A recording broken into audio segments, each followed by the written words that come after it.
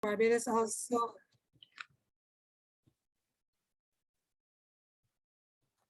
sorry about that. Barbados also had a freak weather system that I'm sure we remembered. I came during the middle of the night, and also the significant ashfall as a result of the eruption of the Mount Soufriere volcano in St. Vincent and the Grenadines. And then for the first time since 1955, we were impacted by Hurricane Elsa, which caused significant damage across the island, but thankfully we had no loss of life. That is good. So consequently, as many of you are aware, the Ministry of Labor and Social Partnership Relations, we were tasked with managing the in-kind donations for the persons and families who were impacted by the hurricane. As a result, the minister, the Honorable Colin E. Jordan, he reached out to some of the ministry's partners in the third sector. Many of you are represented here today. These organizations include the service clubs such as the Lions, Rotaries, Kiwanis, and the Optimists. We also have the Barbados Association of Non-Governmental Organizations, that is the umbrella body for a number of the third sector organizations in Barbados. We also had off-faith-based organizations represented. We have the Hub of the Roman Catholic Church, also the Sabbath-day Adventist Church, and the Anglican Church. So on behalf of the ministry, I just want to take this opportunity to extend thank you to each of you for readily volunteering your time and service. Because I remember each time we sent out an email request or I had to call for volunteers, you readily responded. So thank you very much. And I also want to extend a heartfelt appreciation to the Barbados Red Cross and the Salvation Army, who readily agreed to the use of their facilities for the collection of those in-kind donations. Now, as many of you are aware, this year was the very first time that the Ministry of Labor would have been involved in the disaster preparedness or relief efforts. So it was really a learning curve for us. So I want to take this time now to say a thank you to Danielle Toppin, the General Secretary. I hope I'm getting her title correct, at the Barbados Red Cross, because she really provided lots of guidance in terms of how we should proceed in terms of the collections and so on. I also want to thank our governmental partners in this. You're getting some feedback, Ms. Kamabat? Yeah. Hello? Mute her. You can mute her, Miss Bonnie.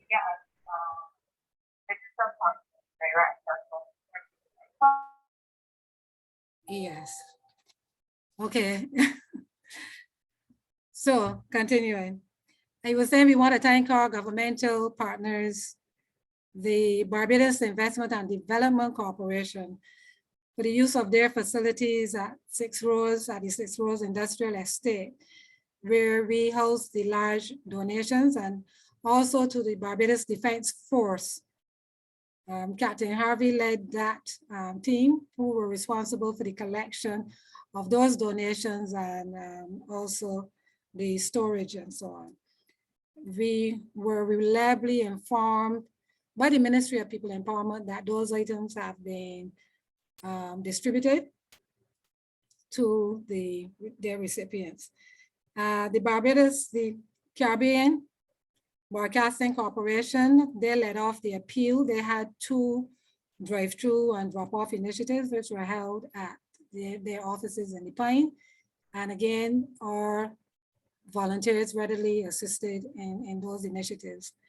Then we also we want to thank the Ministry of People Empowerment, because while the Ministry of Labor was responsible for the collection, the Ministry of People Empowerment and Elder Affairs there were responsible for the distribution of those donations.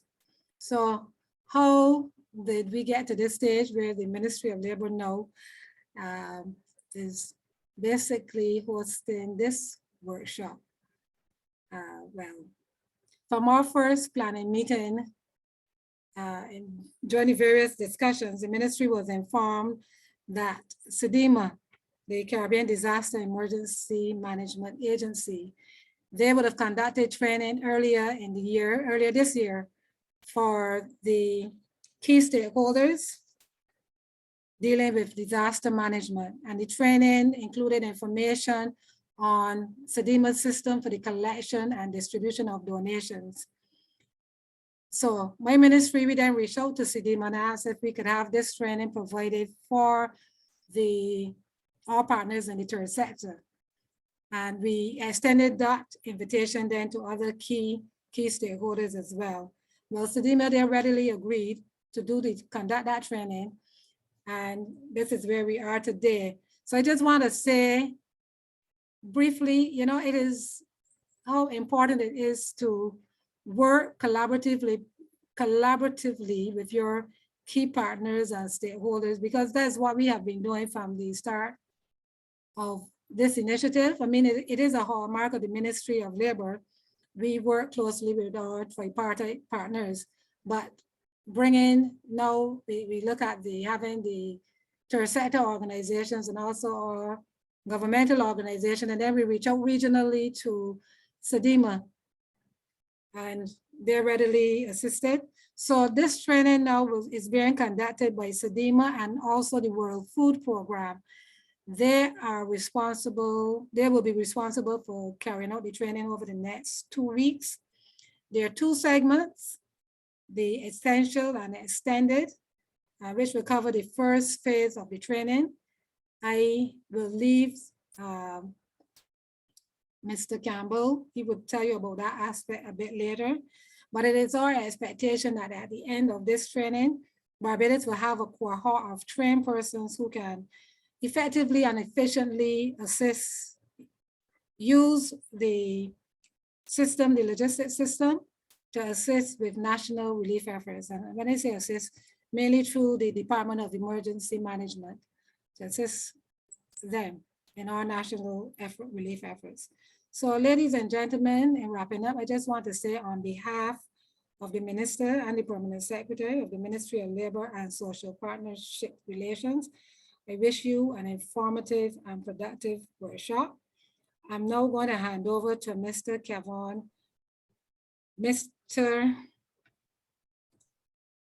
Kevon Campbell, excuse my senior moment, who will introduce his colleague from CDEMA to also give their introductory remarks. So thank you very much. Kevon? Thank you, Ms. Farley.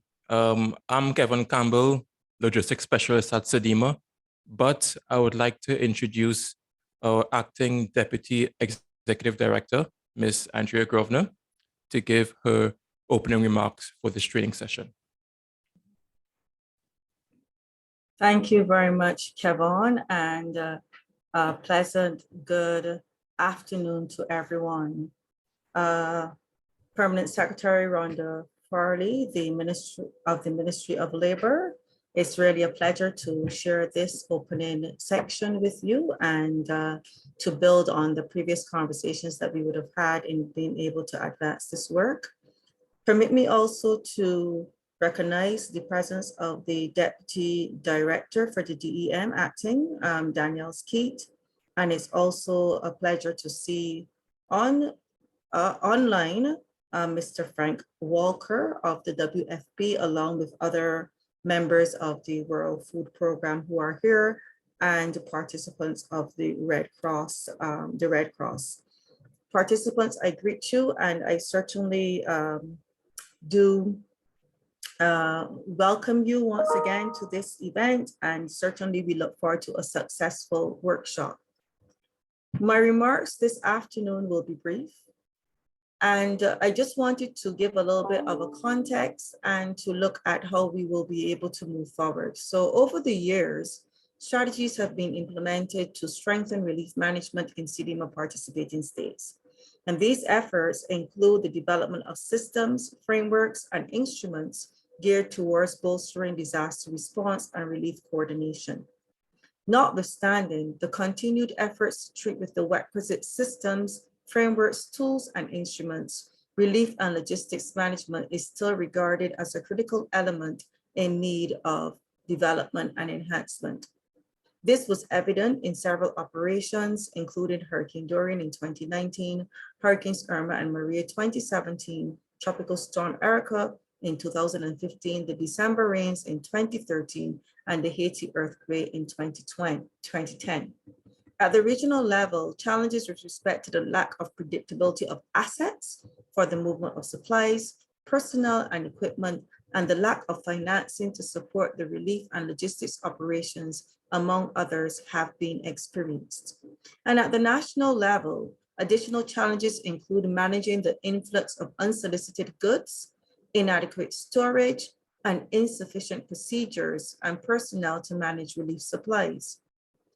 Also, the inadequate tracking of relief supplies and the paucity of the structure for distribution across the national landscape have led to inefficiencies in coordination amongst the other key factors associated with post-disaster logistical response. As you can appreciate, this is a circumstance that we are not comfortable with, because we know that support needs to get to those who are needed when they are needed most. So CDEMA recognized that a more integrated and holistic approach was needed to manage logistics and relief in the region.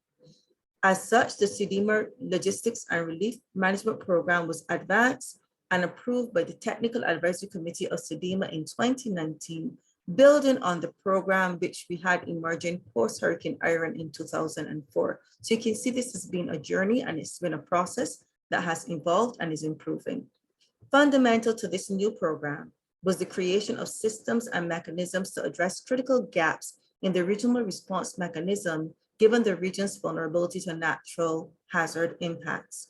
Specifically, it was deemed necessary to have a common distribution and monitoring system that will enable the management of information and tracking the flow of materials, notwithstanding how relief was requested and which entity was providing it, therefore providing transparency and accountability. Due to the absence of a common delivery and monitoring system, challenges arose in terms of the backlog of supplies arriving at the port of entry and a dearth of records on incoming relief supplies and the intended beneficiaries. Taking these obstacles and issues into consideration, CDEMA partnered with the World Food Programme to develop a strategic mechanism for distributing and monitoring relief supplies. This has resulted in the development and creation of the CDEMA Logistics System. The CLS is a flagship component of the CDEMA Logistics and Relief Management Program, and its modules contribute to traceability to the emergency logistics supply chain as it enables the visualization of stocks and logistics capacities. The system was introduced to much acclaim in March of this year as part of the CDEMA Logistics and Relief Management Workshop, and the rollout and adaptation of the CLS in CDEMA member states will improve supply chain processes where sourcing, shipping, inbound and outbound logistics, warehousing, and secondary distributions are concerned.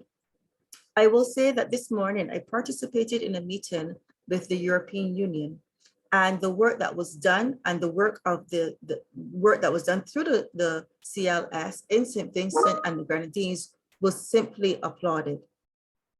So today, it is with this focus that CDEMA, through the Ministry of Labor and the Department of Emergency Management, will conduct training in the use of the Emergency Logistics Module of the CLS. The realization of this training program is in direct response to a request for assistance from the Ministry of Labor and Social Partnership Relations for CDEMA to provide technical assistance in the management of relief supplies in the aftermath of Hurricane Elsa. This training here today is therefore being convened as a result of meticulous planning meetings with officials from the Ministry of Labor, the World Food Programme, and the Department of Emergency Management, along with CDEMA Coordinating Unit. And I do want to acknowledge the tremendous contribution of all the parties and the leadership that would have been provided in this regard through our own logistics specialist, Mr. Kevin Campbell. The training will be the pilot program in the Caribbean and will serve to acquaint and familiarize agencies involved in the emergency logistics supply chain for Barbados on effective application of the CDEMA logistics system. Upon completion of the training, it is envisaged that participants will have a better understanding of emergency logistics and be able to use the system to improve relief management in the respective agencies. Increasing these proficiencies will, in the long run, fortify Barbados's ability to coordinate relief and logistical response to numerous hazards. Additionally, it is anticipated that the training being provided will further empower member states and supporting mechanisms aimed at coordinating emergency disaster relief to affected participating states. Thank you very much for your attention.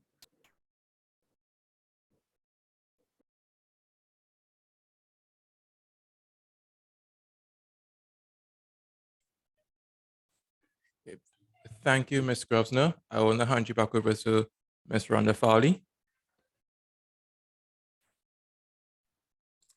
Thank you very much, Kevin, and thank you very much, Deputy Director, for your kind remarks. And you've elevated me to the level of Permanent Secretary, which I'm not, but thank you. You can speak it into the future. Thank you. Now, we want to move on now to the participants. And I'm going to, so we can get a better feel for the organizations and the persons who are represented here in the training. So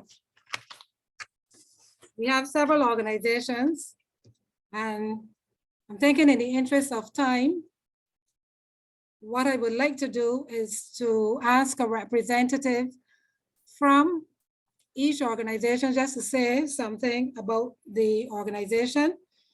And you can basically tell us who you have, who your additional participants, persons who are on the training here with you. I don't want to nominate anyone, so if someone can raise their hands, I would take that. If I don't see any hands raised, I will then go to, yes, our partner, Ms. Keith. So thank you, Danielle, Deputy Director for the Department of Emergency Management. She will go first. Thank you. Good afternoon, Ms. Farley. Good afternoon to everybody present. Are you hearing me well? You sound a little far away, so if you can come a little bit closer also. That would be nice. Okay, is this better? Much better, thank you. Great. So good afternoon to you and good afternoon to our fellow participants. As you are now aware, my name is Danielle Skeet and I'm the Deputy Director Acting at the Department of Emergency Management. Our department has overarching responsibility for the coordination of response to emergency situations. And we're very happy to be a part of this. Today with me, I have Program Officer Damian Griffith. He is going to be with us as well for the next couple of days, as well as Cherish McCaskey.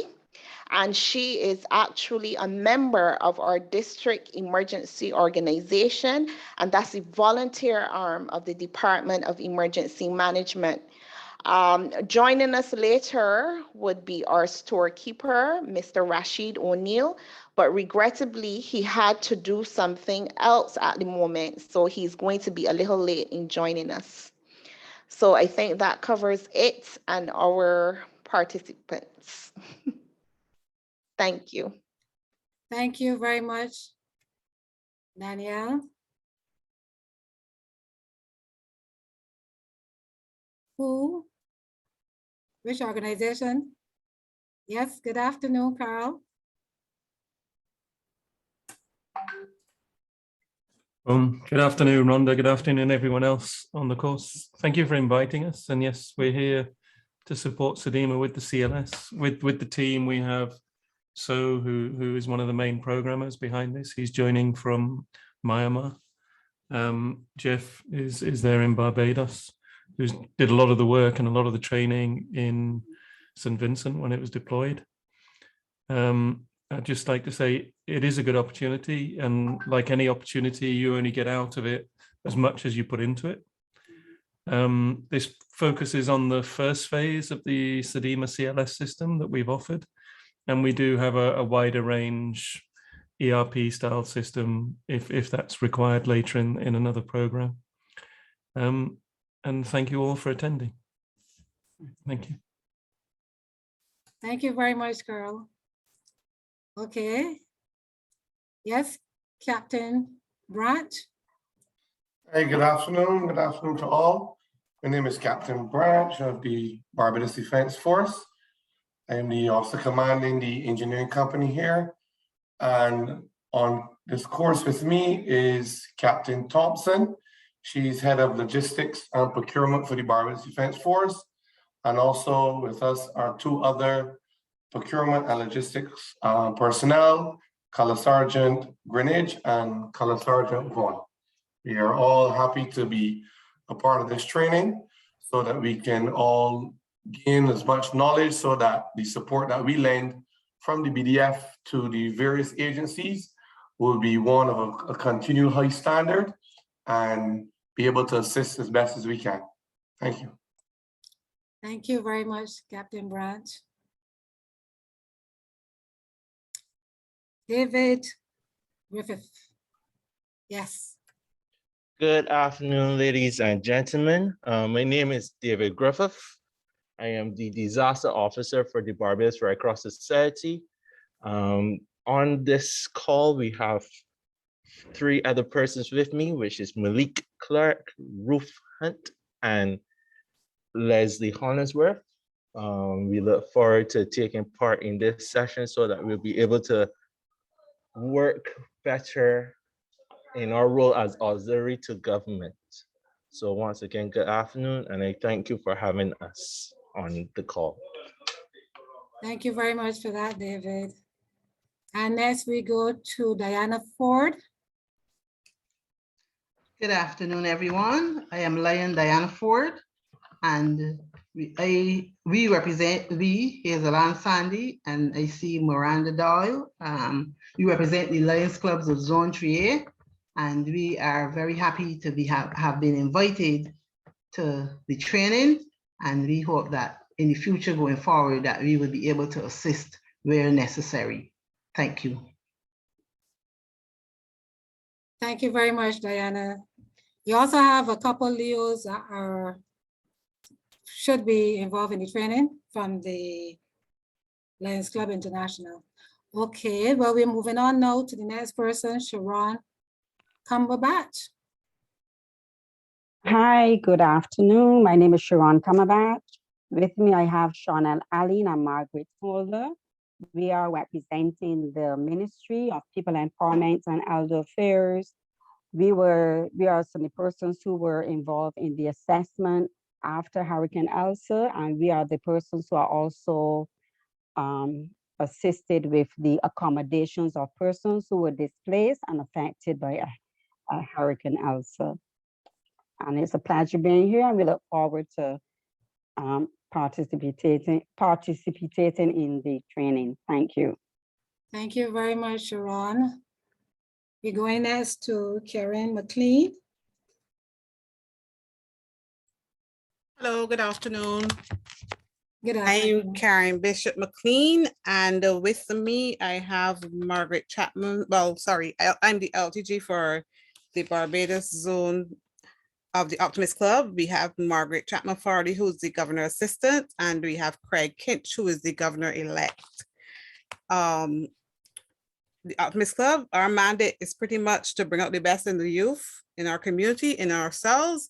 And so to this end, we were involved previously in assisting with the volunteering with the packing and logistics for the Hurricane Elsa, as well as for the St. Vincent initiative. So today we're all here to gain as much knowledge so that we can solidify our relationship with CDEMA and the ministry, so we can continue to assist the public and the communities in which we serve. Thank you. Thank you very much, Karen. Okay, next, Andrea White.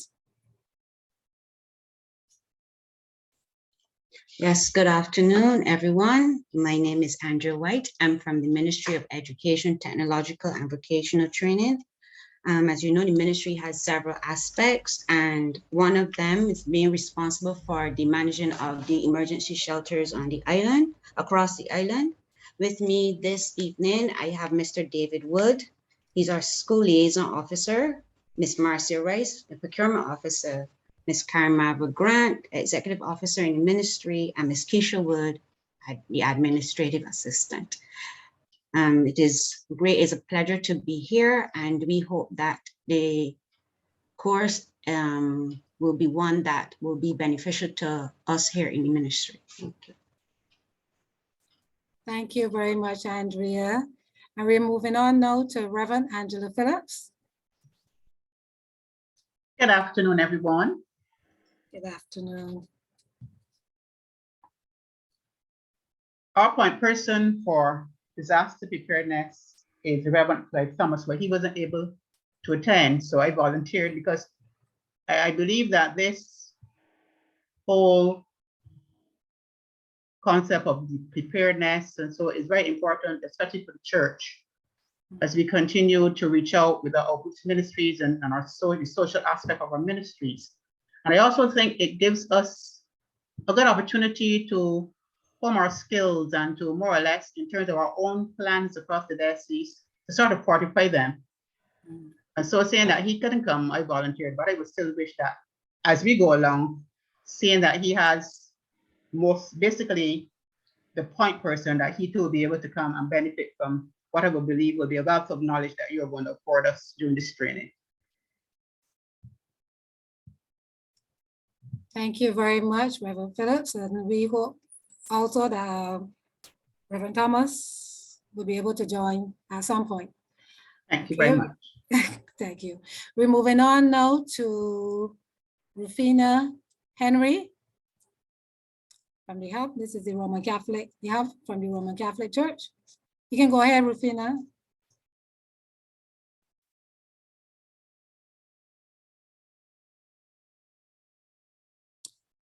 Okay.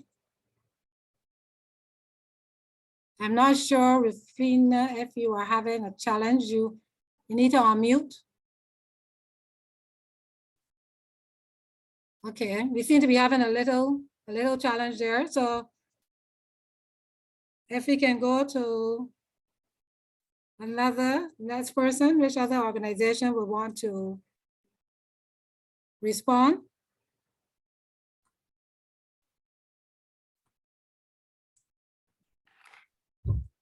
Good afternoon, all. Captain Carr, Trinidad and Tobago Defense Force, member of or a nominee or representative in the CDEMA RRM mechanism. It's unfortunate that a lot of the other persons who are nominees on behalf of Trinidad and Tobago in the CDEMA mechanism are unavailable or on other duties at the time. They would have certainly benefited from this training. I myself would have seen the CLS in operation during the St. Vincent operation and know of the benefits of it in terms of accountability for donations. So I'm looking forward to receiving this formal training and passing it on to my other colleagues who are not fortunate to receive this training this afternoon.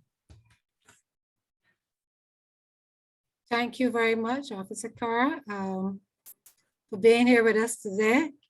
So we hope that you would enjoy the training, and once you should be able to take back your wealth of knowledge to them. Okay, let me see if Rufina is able to join us at this time.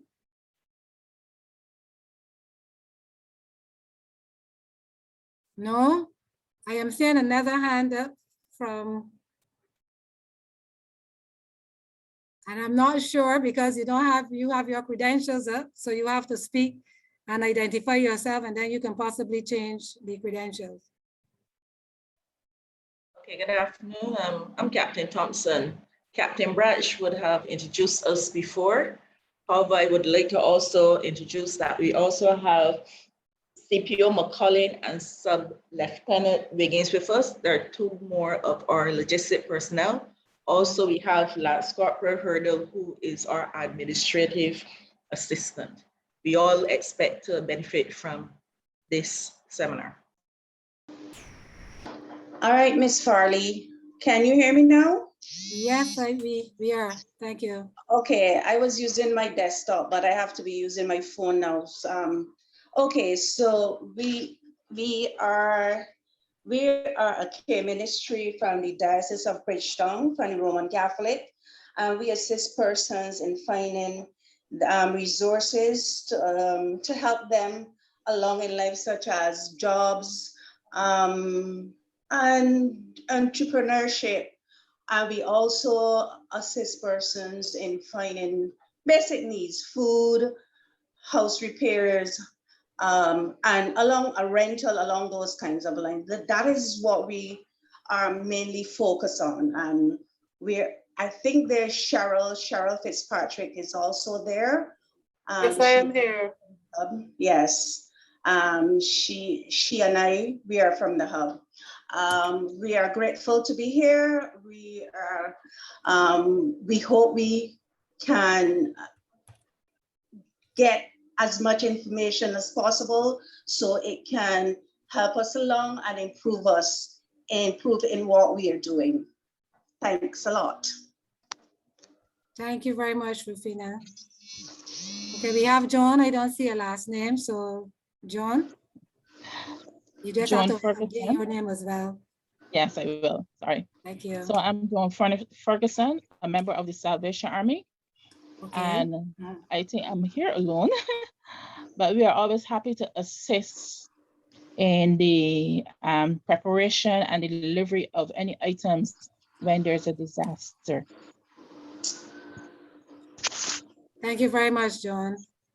Mr. Kelman was supposed to be joining us on this training, so Yes. hopefully you should have some company. Okay. All right. Marcia Brandon from Bangor.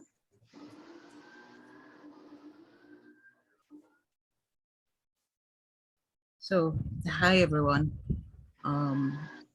It's Marcia Brandon from Bangor. We have 3 other nonprofits who are with us. We have CYEN, Carla Nichols from CYEN, Ann Harding, and Kerry Turton.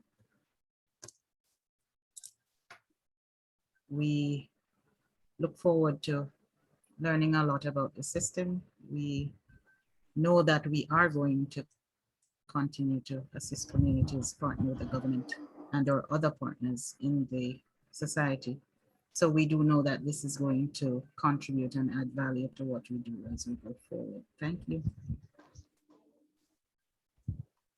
Thank you, Dr. Brandon.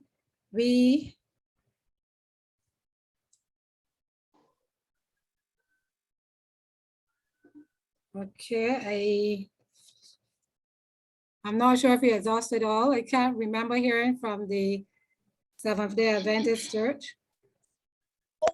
Hi, ma'am. Sorry, I was at a funeral, so I just came out. Okay. Welcome, Pastor Haynes. Yeah, hi, how you doing? You're just in time. Just came out of the funeral, yeah. And so the persons are Judy Bourne, and Dale Haynes, and Tabitha Griffith. Right. And we were saying something about your organization. If you want to say something about it? No, you. Just a little, right. Okay, no.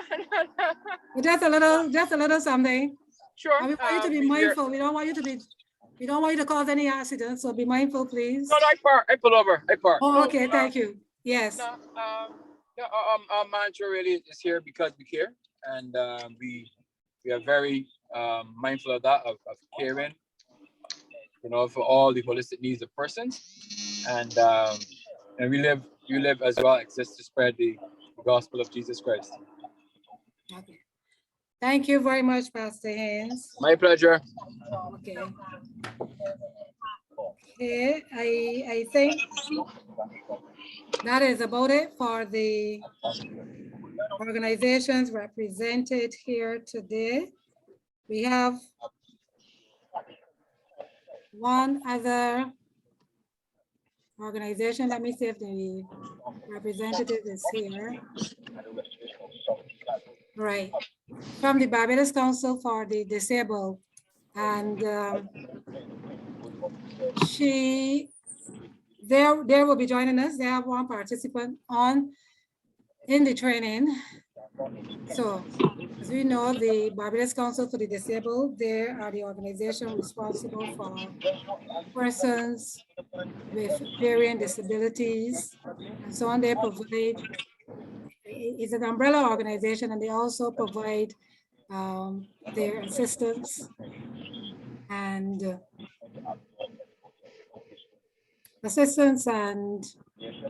other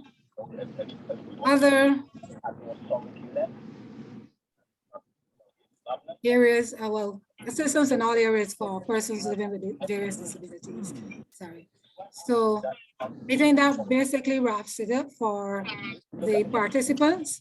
What I will do now, I will hand it back over to Kevon so that he can commence the training. We have Pastor Haynes, we are still hearing you, so let me mute all. I still trying to multitask. So let me hand back over to Kevon so he can get us now into the very nuts and bolts of the training. So thank all of you for being here with us today. We want you to really to participate if you have any questions. And this is something I always say when we have workshops. If you have questions or queries, please ensure that you direct them to the trainers from CDEMA and the World Food Program who can ably answer your queries and questions on this technical area. So I'm going to hand over now to Kevon so he can, and his team, so they can get us started.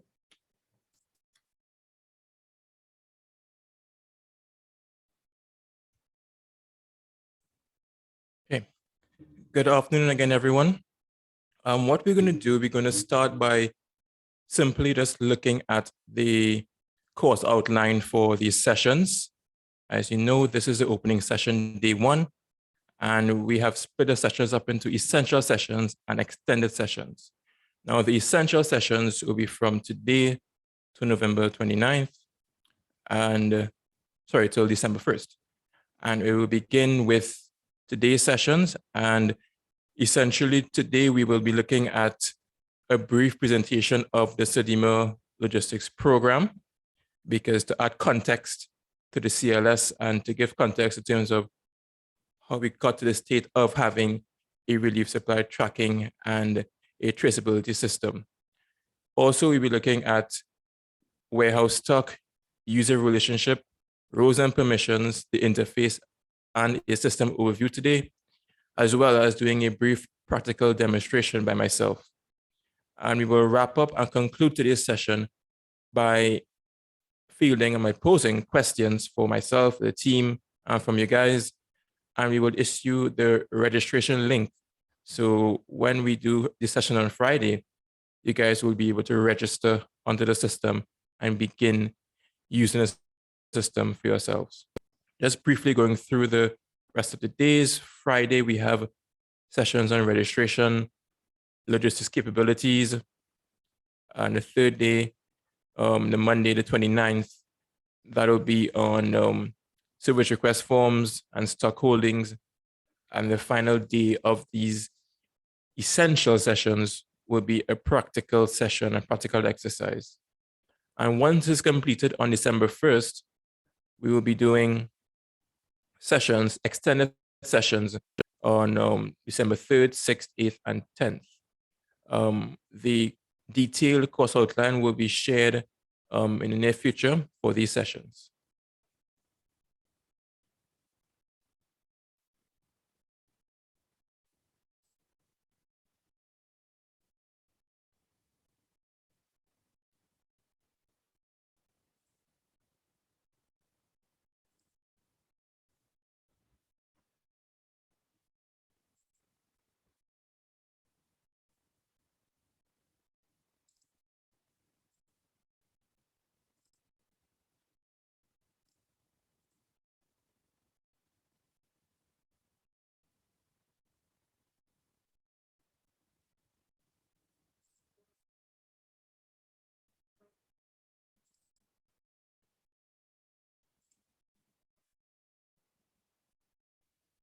Okay, just confirming that you can see my screen and it is full screen. Yes, please. Yeah. Okay, great. So what I'm going to do, I'm going to briefly explain the CDEMA Logistics and Relief Management Program to add context and for you to understand why relief management is important to us and the intricate role all these agencies that are here in the call today play in relief management and logistics in the Caribbean, but in particular for the participating state of Barbados. Right, so CDEMA is an institution of the Caribbean community and named under the Treaty of Chaguaramas. The mandate of CDEMA covers the 5 areas represented on this slide and tackles a wide array of hazards. Now, the areas most aligned to this training are areas 1, mobilizing and coordinating disaster relief, and area 5, establishment, enhancement, and maintenance of adequate emergency disaster response capabilities among our participating states. Now, the CDEMA Logistics and Relief Management Program is a 3 to 5 year program that was approved by the Technical Advisory Committee of CDEMA in 2019, with its objective being to provide a policy and plan framework that will guide the creation and maintenance of procedures, systems, and mechanisms. And the main factor that underpinned this program was a sense of urgency to address the critical gaps in the regional response mechanism due to the region's vulnerability to natural disasters. In essence, the program seeks to combat numerous issues related to the management of emergency logistics and relief in the region through the promotion of applicable tools, instruments, operational guidelines, and frameworks. A strategic approach. A strategic approach for the management of relief and logistics in CDEMA participating states were devised. The development of the strategic approach contains 4 key elements. These include a governance framework, which entails development of regional and national logistics and relief management frameworks. The governance framework will address issues such as the state's position on relief items, their position on relief management, the establishment of standing committees, policies, and guiding principles on unsolicited items, and last mile distribution. 2, an institutional framework that is responsive, strengthened, and coordinated. Emergency logistics and relief requires the coordinated actions of a variety of governmental and non-governmental agencies that must work together to avoid duplication and ensure efficient and coordinated relief distribution. And everyone being here today from your numerous agencies shows how critical it is to have an assemblage of stakeholders from different entities.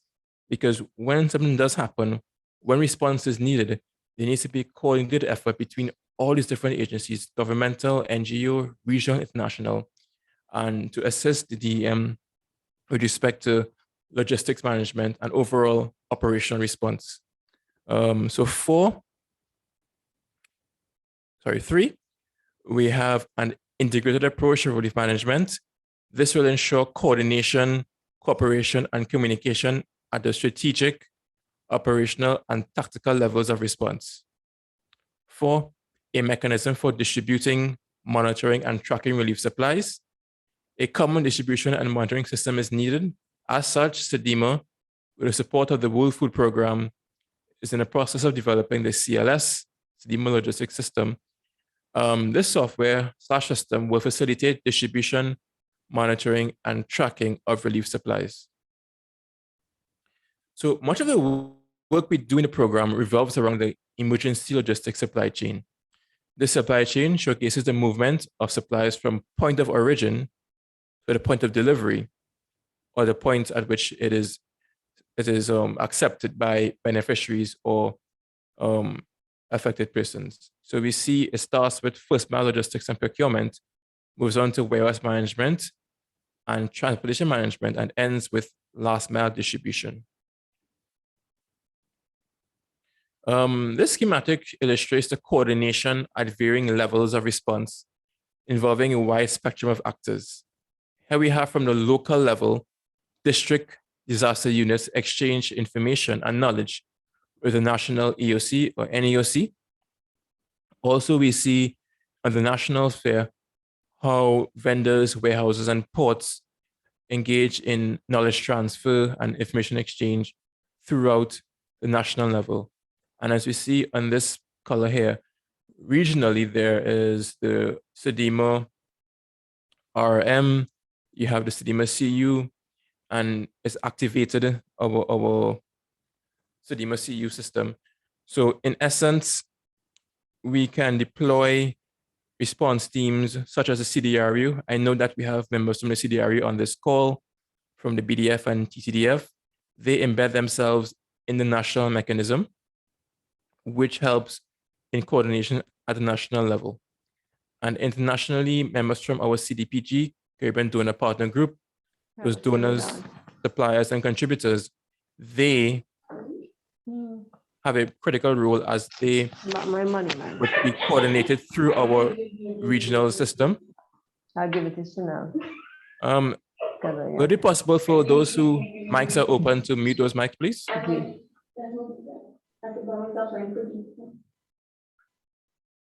Okay, thank you.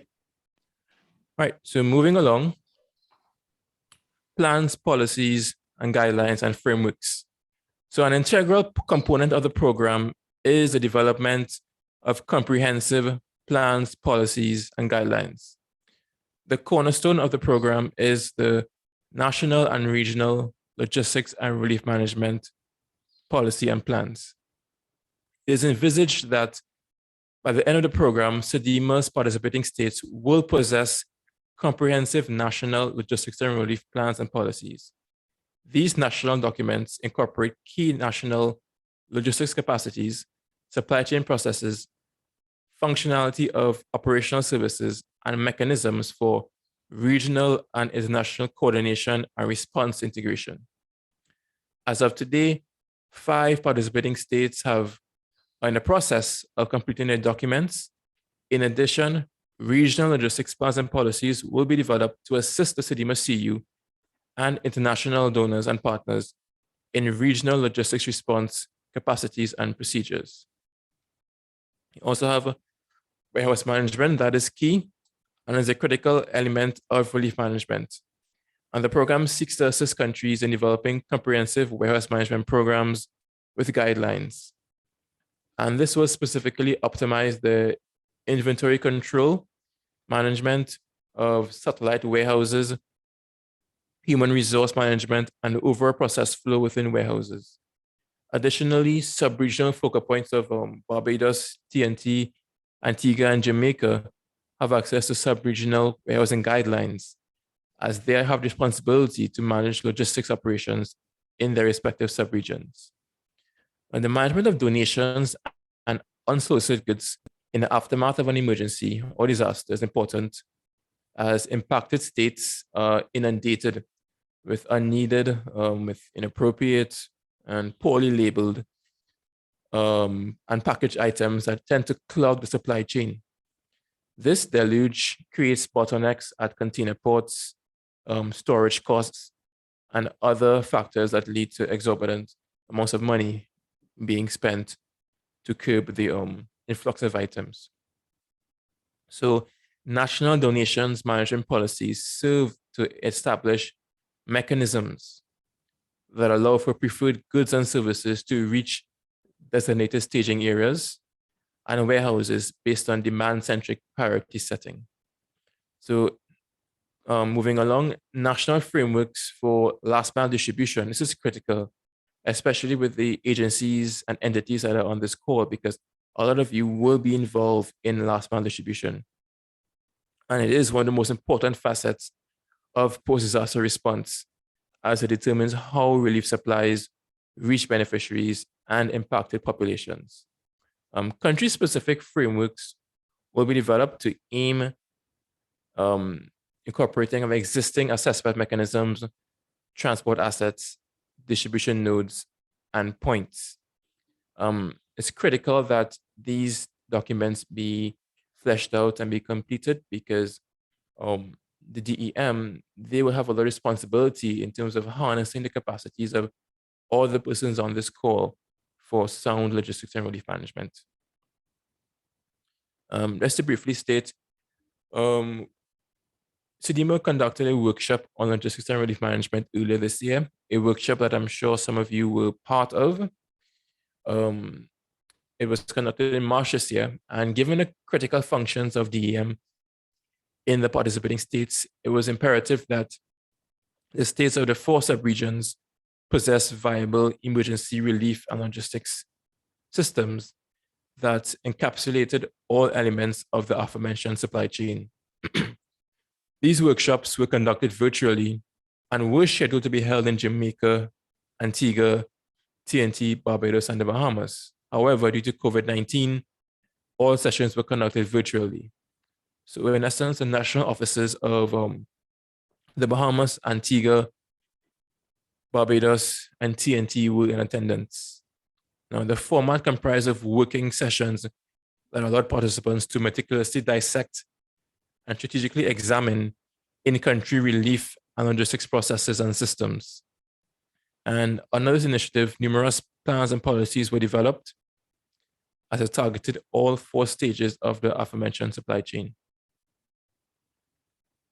So next steps from the program will be training in CLS for Barbados, which you guys are undertaking, logistics and relief workshops in 4 more participating states next year, draft national warehouse management guidelines and an improved warehouse program, a regional logistics and relief plan and policy, and continued development of the CLS modules and components. Key takeaways is the importance of the CDEMA Logistics and Relief Management Program to overall emergency logistics response in the Caribbean, the criticality of completed national and regional frameworks, policies and plans, and interagency coordination, the continued development of the CLS, and more examples of post-disaster coordination, because as what you may know by now, that we established in tandem with WFP and NEMO SVG a logistics hub in St. Vincent to handle the post-disaster logistics coordination and relief distribution on St. Vincent. And last year, we also established a regional, an integrated regional logistics hub here in Barbados for transshipment of items. So these are some of the things with partnerships that we can do going forward for any hazard event, if required and if requested.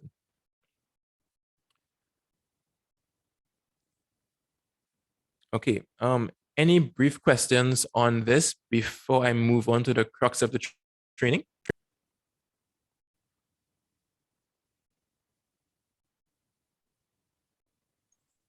Not on what you just did, but I had a question on the extended training. Can you hear me? I can hear you, yes. Okay. The extended training, I wanted to find out if it was electives or was it all 4 days training from 9 to 11? No, it's 4 days from 9 to 11, but I'll go into that when I actually approach the system. But yes, it is 9 to 11:30 straight after these essential sessions. Yes. Okay, thank you. Okay.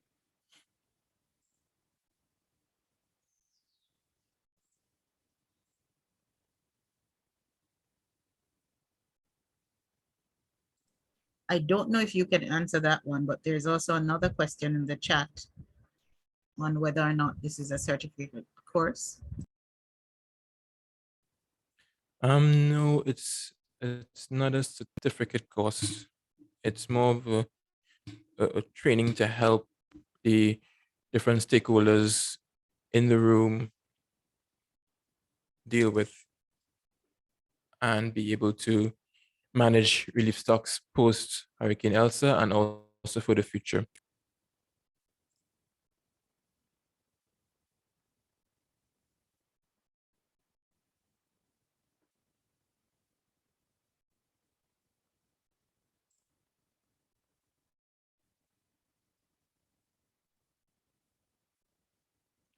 Give me 1 sec. Let me pull up my presentation.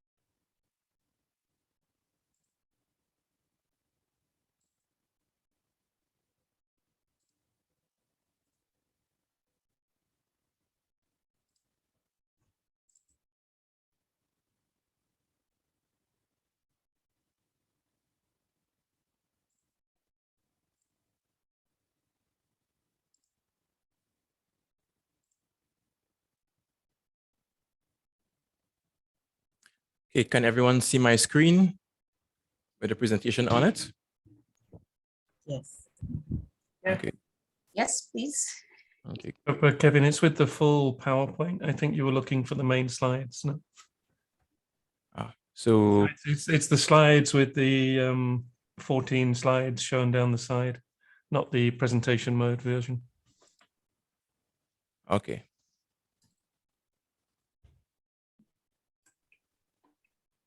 Now we're there. Okay, fantastic.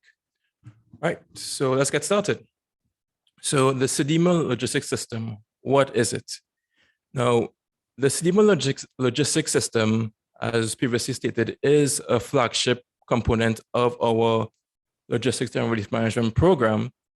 And in essence, its development has been guided by a technical advisory group that meets monthly.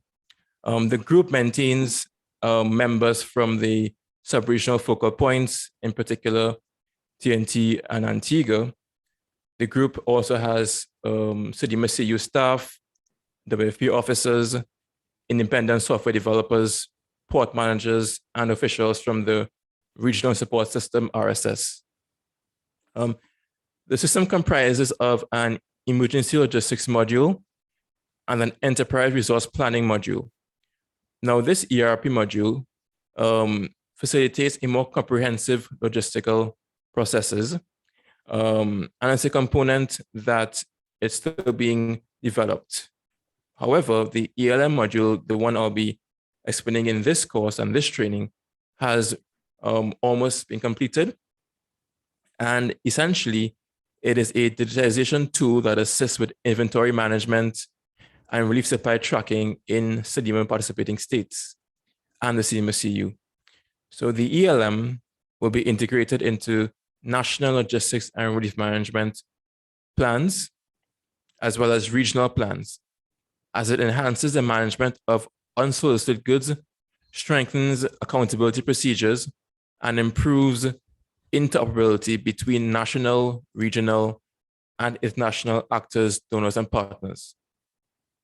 Its design has the potential to enhance and to effectively coordinate and manage logistics throughout all 20 member states. The CLS modules contribute to traceability throughout the supply chain, as it enables the visualization of stocks, logistics capacities, and the creation of consignments and item tracking. The system can also facilitate the tracking of packages from point of dispatch to point of delivery. It's important to also note that rollout and adaptation in the CDEMA member states will improve supply chain processes, including sourcing, shipping, inbound, outbound logistics, warehousing, and secondary distribution. Moving on to the CLS emergency logistics module, what you have up on screen here is essentially a snapshot of the module that you all will be working intimately with. As you can see on the left, we have different tabs for different functionalities, ones that I will go through briefly now and in more detail within the session. Now, as you can see, these are some components and they contain stocks and inventory sections, active tracking, assessments, etc. But I'll start with just briefly outlining the stocks and inventory section right here. Within this section, users can upload relief items pre-positioned in registered organizations, warehouse facilities. Items can be edited and adjusted using Microsoft Excel. And in this section, it also facilitates the distribution and generation of reports. So you see on the right side here, you see in a particular warehouse, you have items under different sectors and the different status of the items. Going on to logistics capacities, this showcases country-specific information on ports, customs, distribution centers, transportation providers, and warehouses. Also, there's active tracking, which provides a map interface to visualize active tracker location, position, and status. And if financially feasible, active GPS trackers can be affixed to items and programmed into the system. We also have the emergency logistics tab. This allows for the creation and approving of consignments, request transportation, to request storage, also produce documents and generate quick response codes or barcodes for more effective tracking. Okay, now warehouse stock user relationship. Fundamental to the operation of CLS and any logistics system is the fact that you need to establish a very basic and essential who, what, and where. Now the system needs to reflect this as at least a point A and a point B is required to model reality. With respect to the where, these are the physical locations where stocks, supplies, and equipment are stored, like warehouses, like storage units, like containers. So you need to have that where. Also, you need to have a who. And the who, these are the users of the system. Users is a broad term for actual personnel who interact with the system. They can be part of agencies and be grouped by function, such as donors, partners, NGOs, governmental organizations, governmental ministries, etc. So essentially, anyone who uploads stock onto the system. One commonality among them is that they need to be registered to the system. These users have different and varying levels of responsibility, but we'll get to that soon. And also, we cannot forget the what. The what will be the relief items involved. I know for the Hurricane Elsa response, the Red Cross collect a lot of items and have items pertaining to that response. So that what will be what's currently at the Barbados Red Cross, as well as the what can be what is at your agency's warehouse locations. Because we know the DEM has stock, we know the Salvation Army may have stock, Lions or Leos may have stock. So that is the what. So these fundamentals are pretty much known as the Holy Trinity. And it's important to note that these act like building blocks and they need to exist in real life before anything can happen. So essentially, before anything can happen, before you can even operate any logistic system, you need to have this. And if we look at any response to any hazard, you would need to have users, those persons within the country, warehouse managers, the locations, and also the items. So this is very critical with respect to the system and to understanding how the system works virtually and also in person. We now move on to roles and permissions. The system has a layered approach, which shows a compromise between system control and user empowerment. So we have system administration. Now they control tasks and have knowledge of the system, its processes and items. We also have transaction processes where individuals are responsible for approving requests, picking, packing, and dispatching items. Now, this section incorporates individuals who are responsible for managing the emergency logistics module and those managing the warehouse. Moving on to visualization, individuals who have or who use the system for decision support, accessing reports, and looking at map locations. Essentially, they do the filtering with respect to knowing what they want, whether it be looking for a generator, looking for jerry cans, whatnot. Once you visualize, you can see what is at a particular entity at a particular location. This portion of the training, we're looking more into the visualization and requests sections. And for requests, those are individuals who need support with movement and storage. Differentiation and levels of what you can do. So it's critical to note that within the system, you have different and varying levels of permissions. So the higher you go up in the pyramid, the more permissions you have. Also, the higher you go up, the less number of persons exist. Example, there will definitely be a greater quantity of users than system administrators. Often not during an emergency, there may be a requirement for users to be promoted to super users, from super users to operators. Because after any disaster response, everything is so in flux that you may have personnel who are trained in the system not being present due to they may have to attend to their families, they may be missing. These are the realities in a disaster. It's important to note that roles and permissions can be changed when a hazard impact happens. Right. So user permissions. Now, as stated before, there are differentiating levels of permissions, and the most basic is user permissions. So I've done some tables where we can see the different tabs or the different modules on the left and the functions that users can do. Remember we said users are at the bottom, but they are the most populous. So as users, you can create service request forms, you can view stocks, download templates, export stock summaries, read documents, download files, and upload needs. These are for the stock, library, and needs tabs. Now, as you go up the pyramid, we get to super user. And I note that as you go higher up, more permissions are allowed.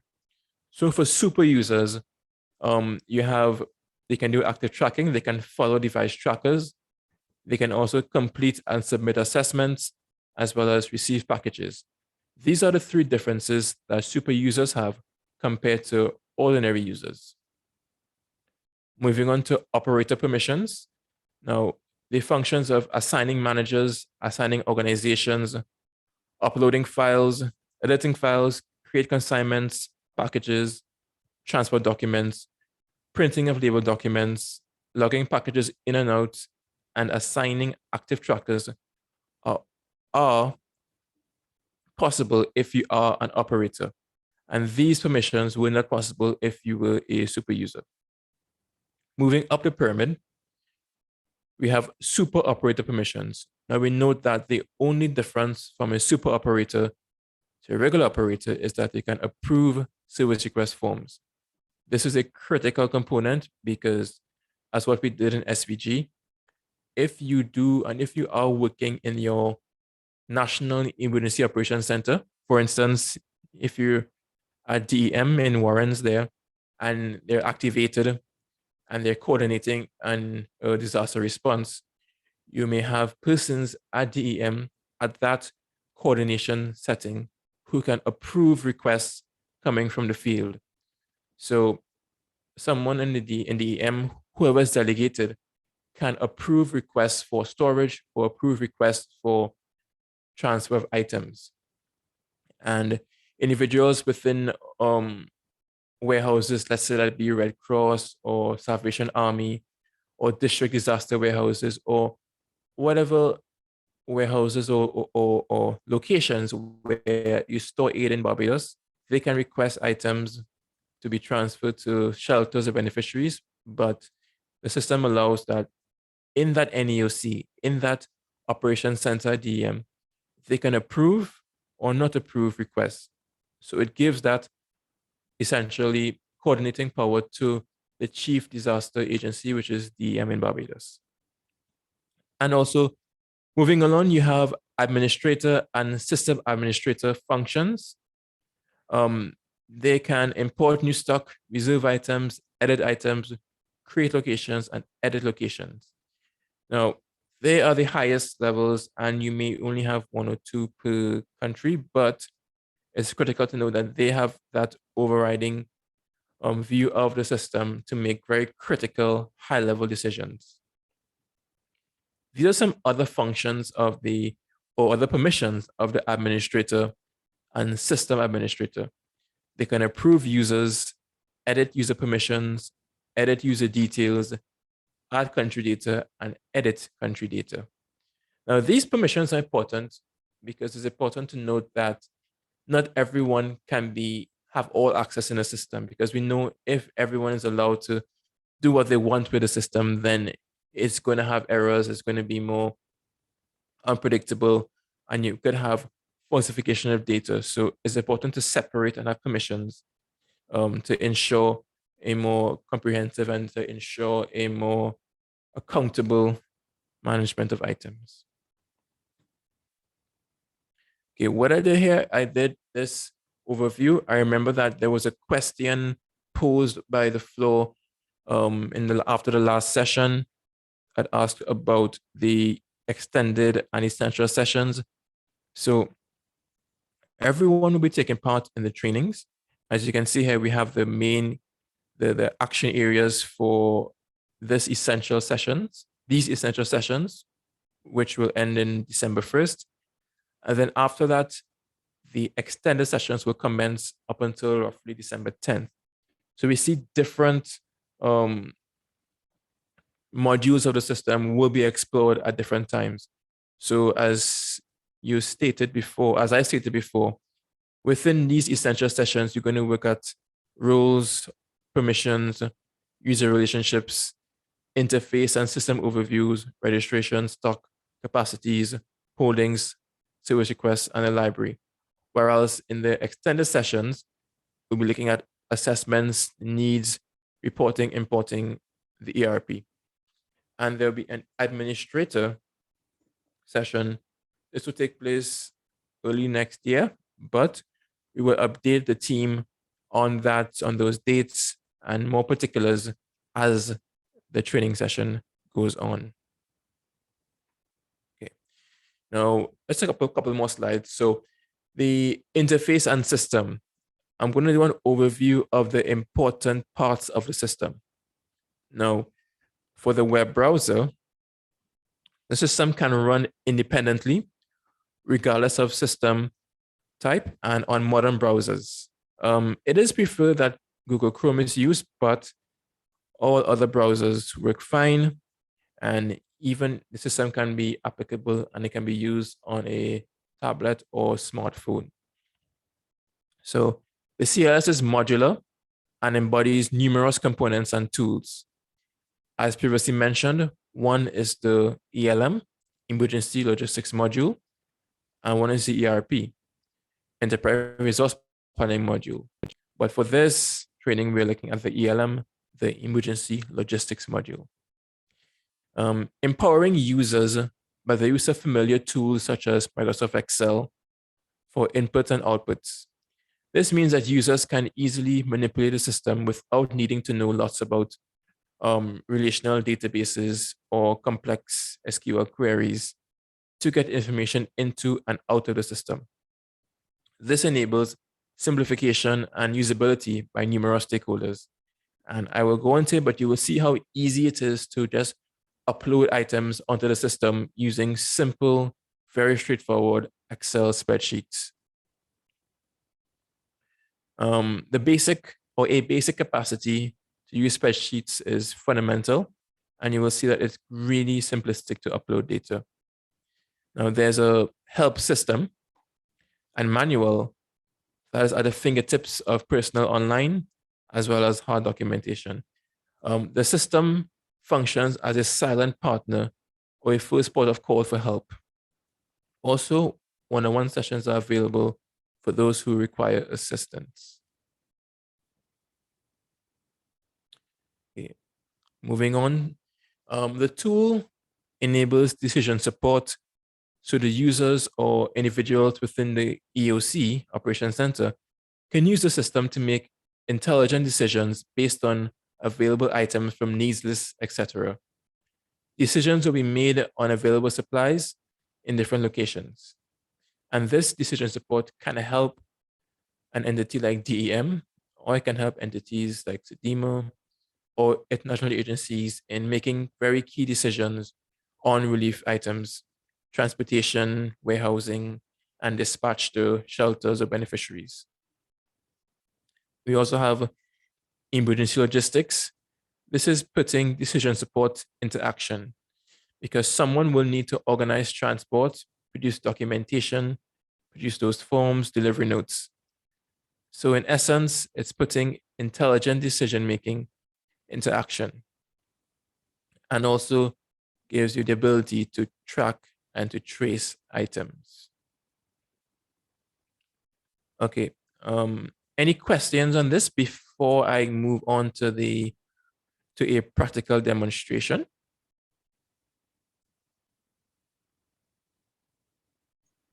I don't know if you said it before, Kevin, or it's coming up or I missed it. But when I look at this in my mind, I was wondering whether or not after disaster, does your system go through needs and then can actually give guidance as to what is needed, and also have a list of what is in the warehouse, what are in the warehouses. I hope I'm not confusing you. So in essence, I know you're speaking about more of a needs list iteration. So within this module, the emergency logistics module, you can indeed see what is in your warehouse. And for instance, DM can potentially see what's in other warehouses throughout the island to dispatch goods to different shelters, etc.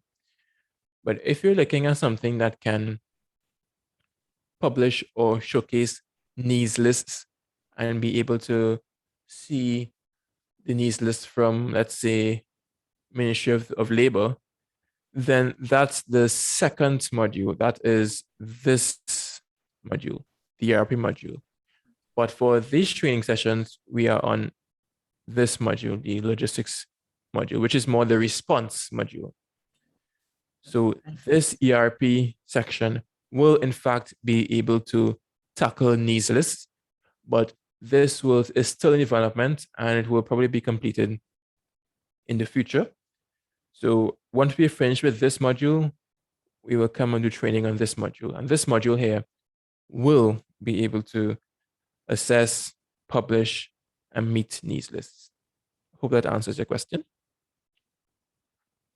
Yes, it does. Thank you. Yes. Okay, great.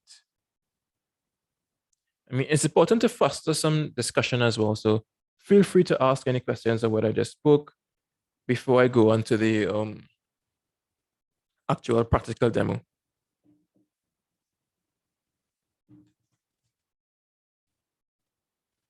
Also, if individuals from the CDRE or WFP wish to chime in, you can do so as well. The floor is open.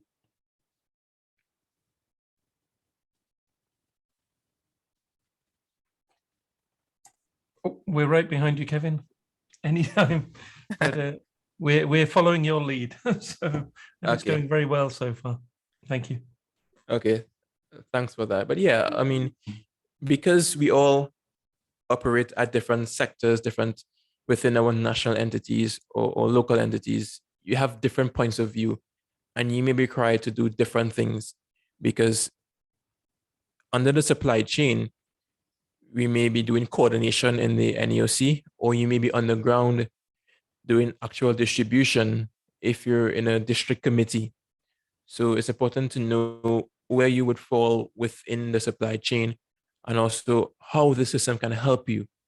Because I see persons from BDF, you have Red Cross Society, all these different entities, Salvation Army, who have very prominent roles to play in the logistics processes.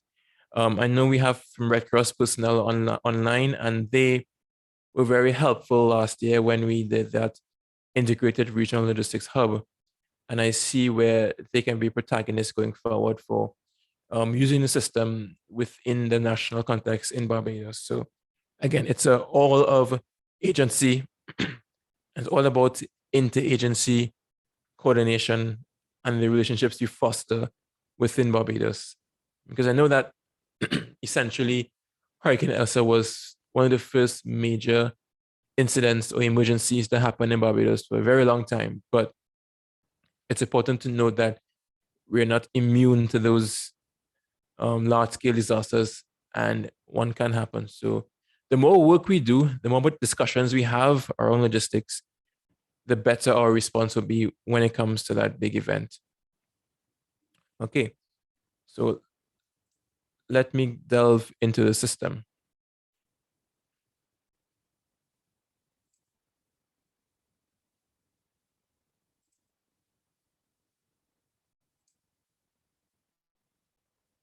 Okay.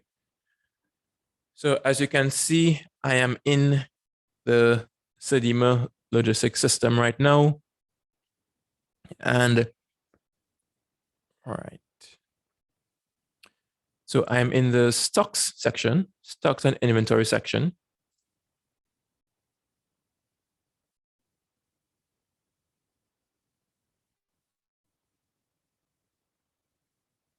Right. So you would see where,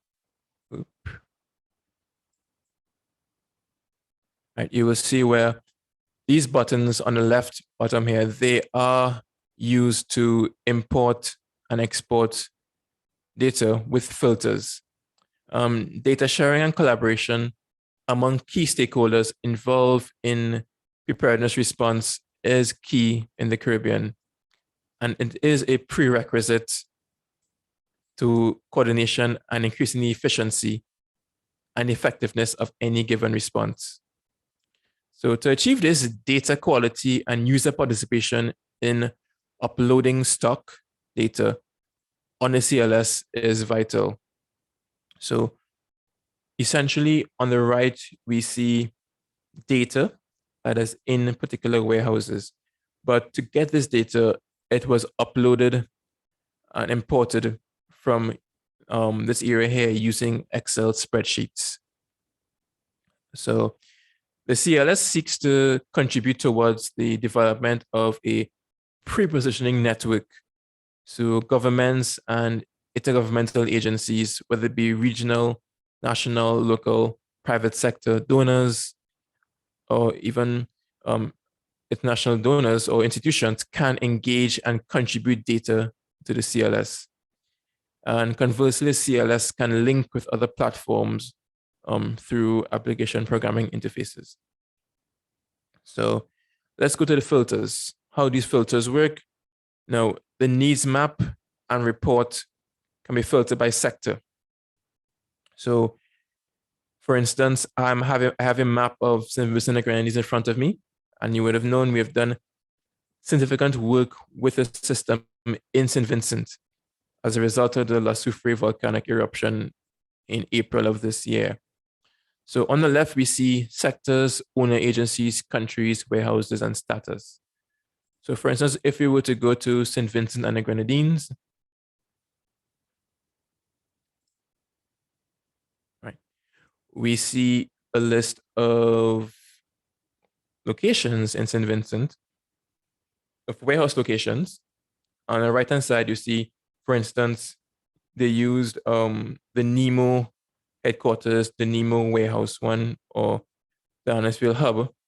The NEMO is the equivalent of DEM. So NEMO is the National Disaster Office of St. Vincent.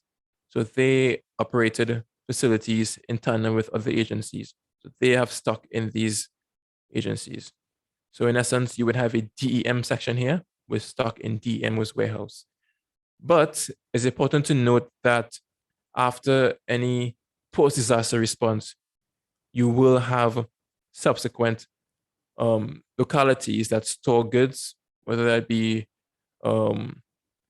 distribution centers or satellite or national warehouses, even private warehouses. So all of these would be in this data for St. Vincent. So on the left here, I'm in St. Vincent, but I want to access this particular warehouse. So these are the different centers with items in St. Vincent and the Grenadines. Sometimes they would use, this is a very important ministry in St. Vincent, the Ministry of Mobilization. So they have a distribution center. This could be equated to, I think it would be Ministry of Labor in Barbados. So if the Ministry of Labor has relief items, it would be, and they will register and be within the system on the left-hand side here. And if, for instance, you may need to establish a ad hoc or a new warehouse facility somewhere that there wasn't one before. So in a sense, you may do a hub, or you may utilize a private space to have a warehouse. All these can be uploaded in a system. So many of you may know that in tandem with WFP, we operated a logistics hub in St. Vincent. So within that hub, we had items being stored. And as you can see on the right-hand side here, the warehouse name, and the different items with their corresponding sectors and the status. I will go into the status on a later date, but in essence, it's items that are available in transfer or unavailable, etc. And the particular units and their quantities and the data such as weights and volumes. This will help decision-making, and it will help managers of that warehouse to better dispatch and to better create consignments and consolidate items for beneficiaries. As I stated before, we can choose the status of the items that you want to see. It's important to note that you have items available, consumed, damaged, transit. So if we will click items available, all these items are available for access and for dispatch and the creation of consignments to go to shelters, distribution centers, other warehouses, depending on what directives are given from the National Disaster Office. In our case, it's DEM. You can deposit and you can dispatch items to numerous locations from this particular site or area. Right. So if we're looking at filters, the needs map and report can be filtered by sector, requesting agency, and region. Alternatively, the interactive map can be used to identify a specific country or region. So what I'm going to do, I'm going to go on to Barbados.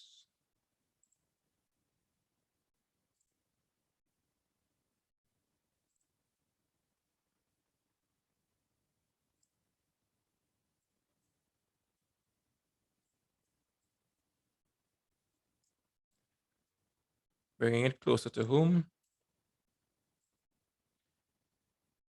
Now, you would see that last year, we operated the Integrated Regional Logistics Hub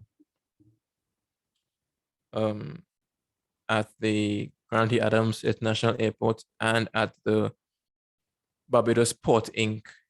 So I know that a couple of the Red Cross guys on this call actually had very critical roles in the relief management and use of the CLS at this hub. So essentially, we coordinated response and transshipped items from this hub. So the data that's on here, it's more not dummy data, but it's data that can be added to and data that will be referenced in the future. But in the future, also in the future, we would like it when you guys register to upload your data, and we'll have the admins indicate where your facility is and state in your warehouse what items you have and their status. You see, we have CDEMA as well and CDEMA. So it is envisaged that in the future, we will have Red Cross, Salvation Army, Defense Force, these different entities registered and have their locations on the map. All right. So just to do a quick recap, you would see on the left, we have different sectors. And these sectors, they filter the needs to display the stock items relative to specific sectors.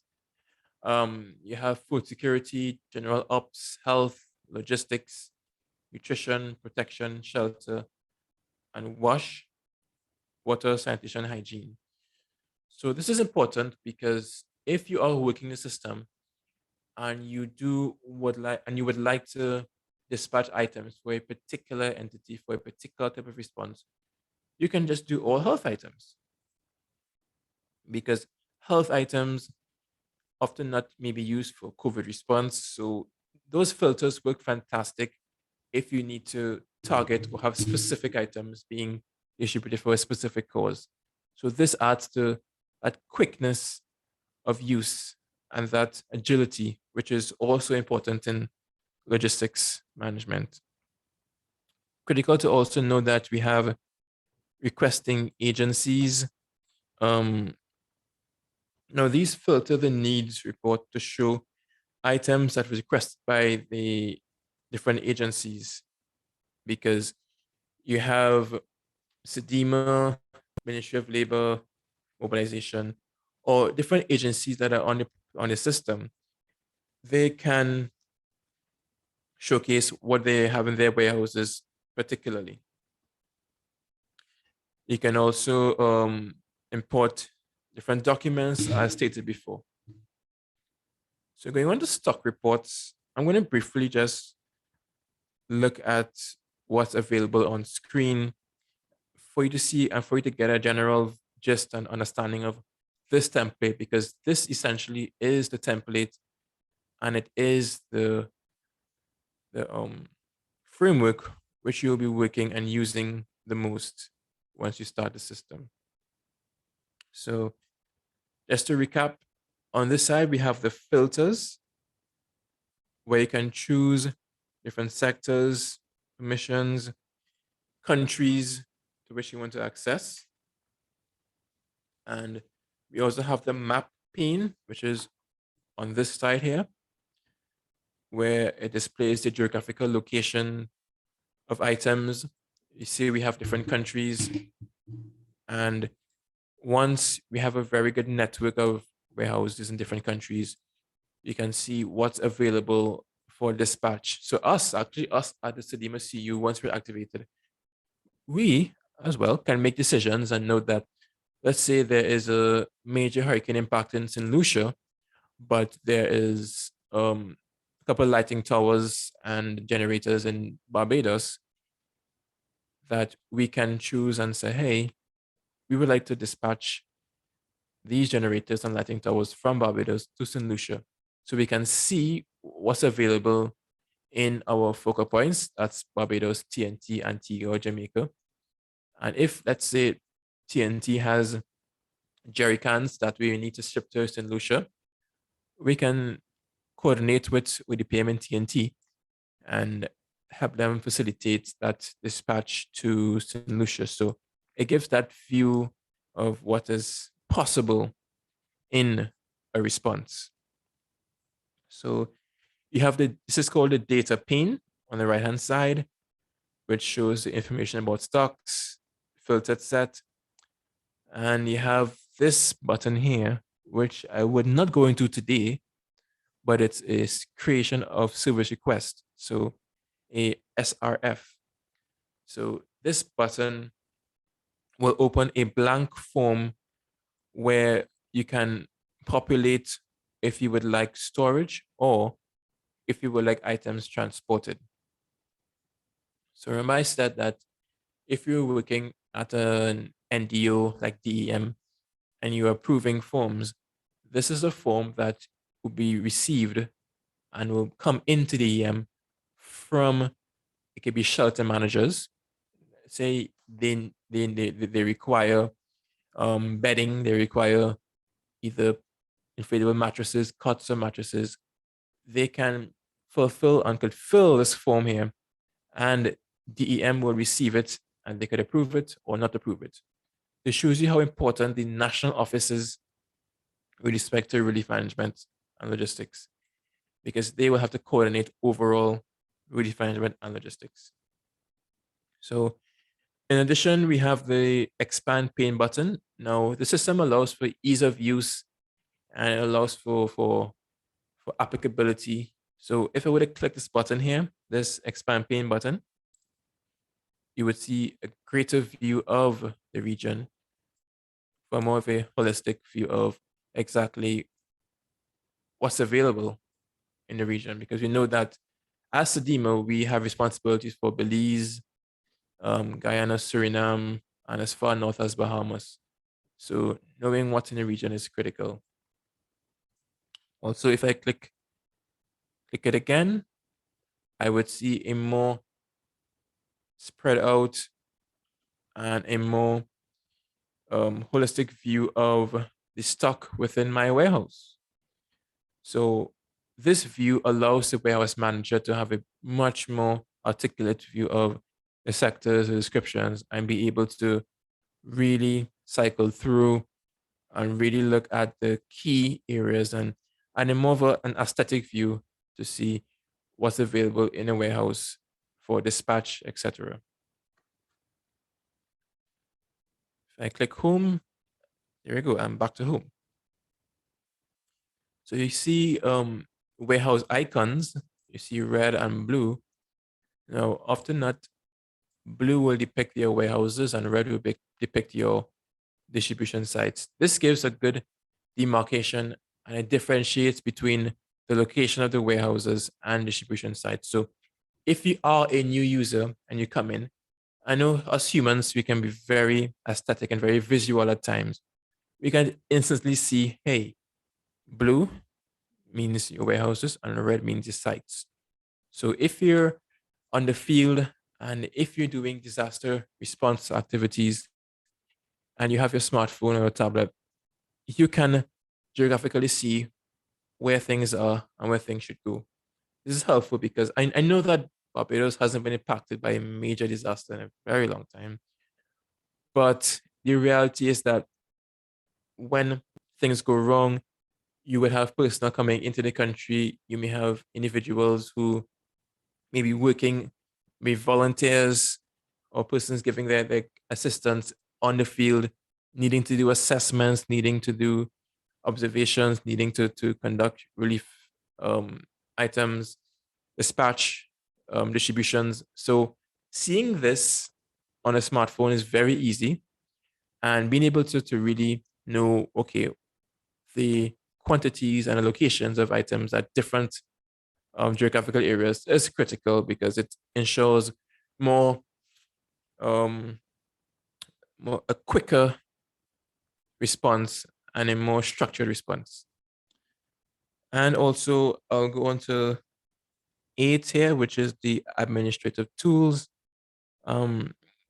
Because I'm an admin, I can do a bit more, but you see more attribute data essentially, or data on a particular warehouse location and the items. So this was a warehouse in SVG.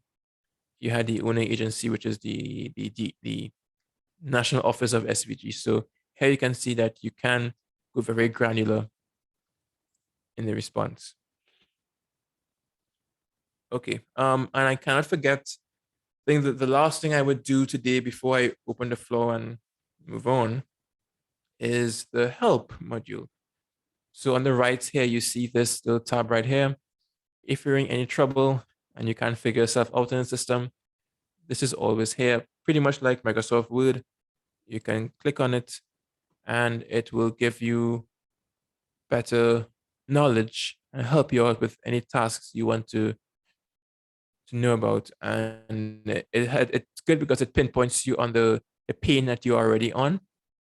So it pretty much guides you with respect to any obstacles that you may encounter, and it gives you good reference points to upload stock and to do all these numerous different elements of the system. So it gives that proper assistance, and it really shows you that if you're stuck, you do have an online portal to help you with. Okay, so I've been speaking for quite a while, and in essence, what I want to do now is open the floor to questions, because essentially, in terms of digesting the information, because it's spread out, it's not very long sessions. I will do brief PowerPoints, do demos, and eventually you guys will be able to play with the system. And just as I'm going through tabs, going through modules, I think starting from Friday, you'll be given the opportunity to do that yourselves and play and to really get your hands on and get an intimate knowledge of the system. So what I'm going to do now, I'm going to pull up the course outline.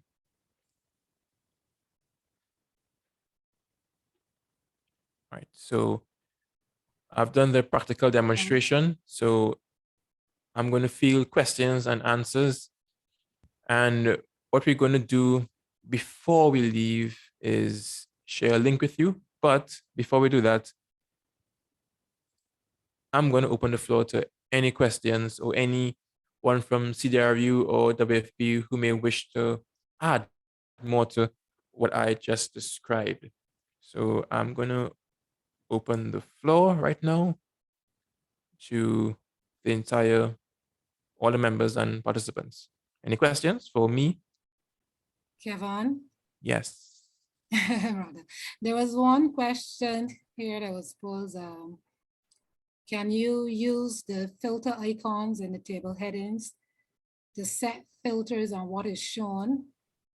And also, is there an option to only show on the map what is currently shown on the list? That came from one of the participants. Okay. Yeah, I mean, these filters, let's use the SVG example because there's more data there. So if I managing a warehouse or managing this hub here, I can go from sectors. I can choose what sector I want to display goods. And for instance, if, let me get to SVG. If I'm at Logistics Park 1,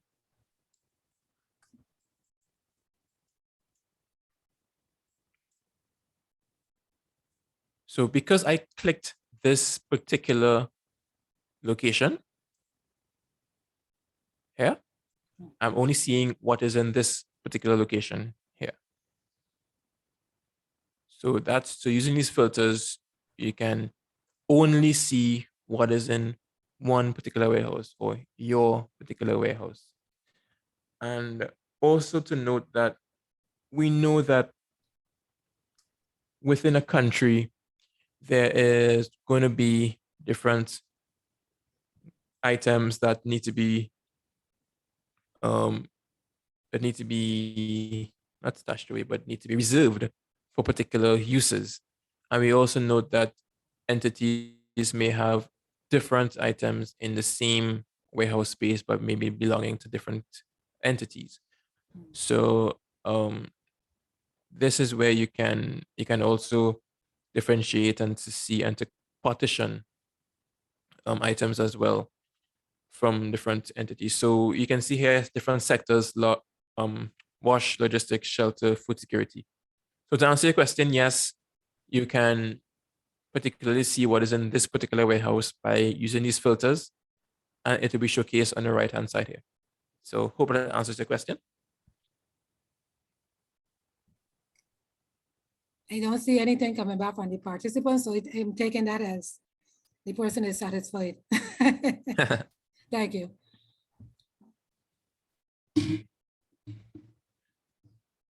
Okay. And note we have several participants on board from numerous different agencies. So I know some agencies may be managing more stock than others, like Barbados Red Cross. They may be managing a lot more stock than someone else. But it's important that you know how these processes work, because when something happens, you would want to be able to respond adequately and effectively.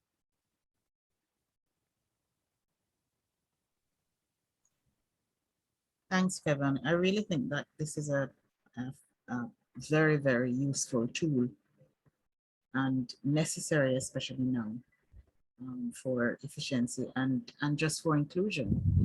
But I wanted to find out from you, number one, who coordinates the uploading of the warehouses? So for example, in a country that has churches and different non-warehouse areas storing things, who would coordinate to make sure that all of them are uploaded into this system, or that's not how it works?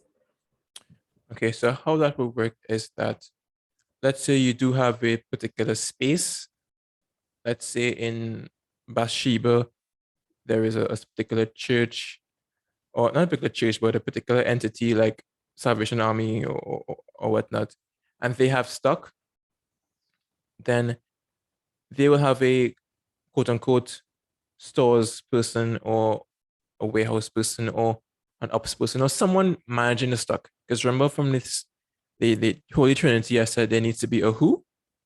So they need to have someone who manages a particular stock. That is fundamental to a relief and logistics operation. So once you have that person and you delegate that person with that responsibility, that person will be responsible for uploading the stock into that warehouse virtually. And it will be done with these spreadsheets, meaning import stock. So that person is a critical person, and they will be in charge of that very important process of managing. So in essence, that person will be managing the stock, meaning that if items were to be requested for a particular response, let's say you need a generator to go to Whole Town, then that person will manage it in that he or she will create a consignment, create a delivery note, or transport documents to facilitate not shipping, but transporting an item from Bathsheba to Whole Town. And the system allows that warehouse manager or storekeeper to keep records, these reports here, to know, okay, well, on November 2nd, we sent 3 generators from Bathsheba to Whole Town. And so that warehouse manager or store person would be able to see a report, and that item will be transferred from Bathsheba to Whole Town. So in a sense, that is how it would really operate. But critical is to have the data and its applies in the system and to have someone managing it. Over.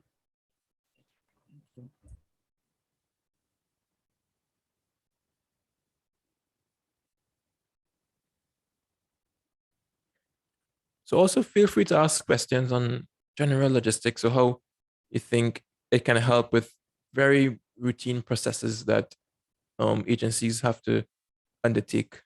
Even DM as well. I know that you guys were introduced to the system in March, it was just a bare introduction, but I note that you all will have a lot of work to do with respect to coordination of response when something does happen. So feel free to ask any questions. I'm sure either myself, CRU, or WFP can take them. Hi, this is Cheryl from the Hub. In terms of the sector, can they be included in alphabetical order? I don't think. These sectors, yeah. So they will automatically, if you're adding sectors, they will automatically go in alphabetical order, right? Your audio is a bit muffled, but I think I get the gist of your question. You're Yeah, asking that if you're entering new sectors, they would go into alphabetical order automatically.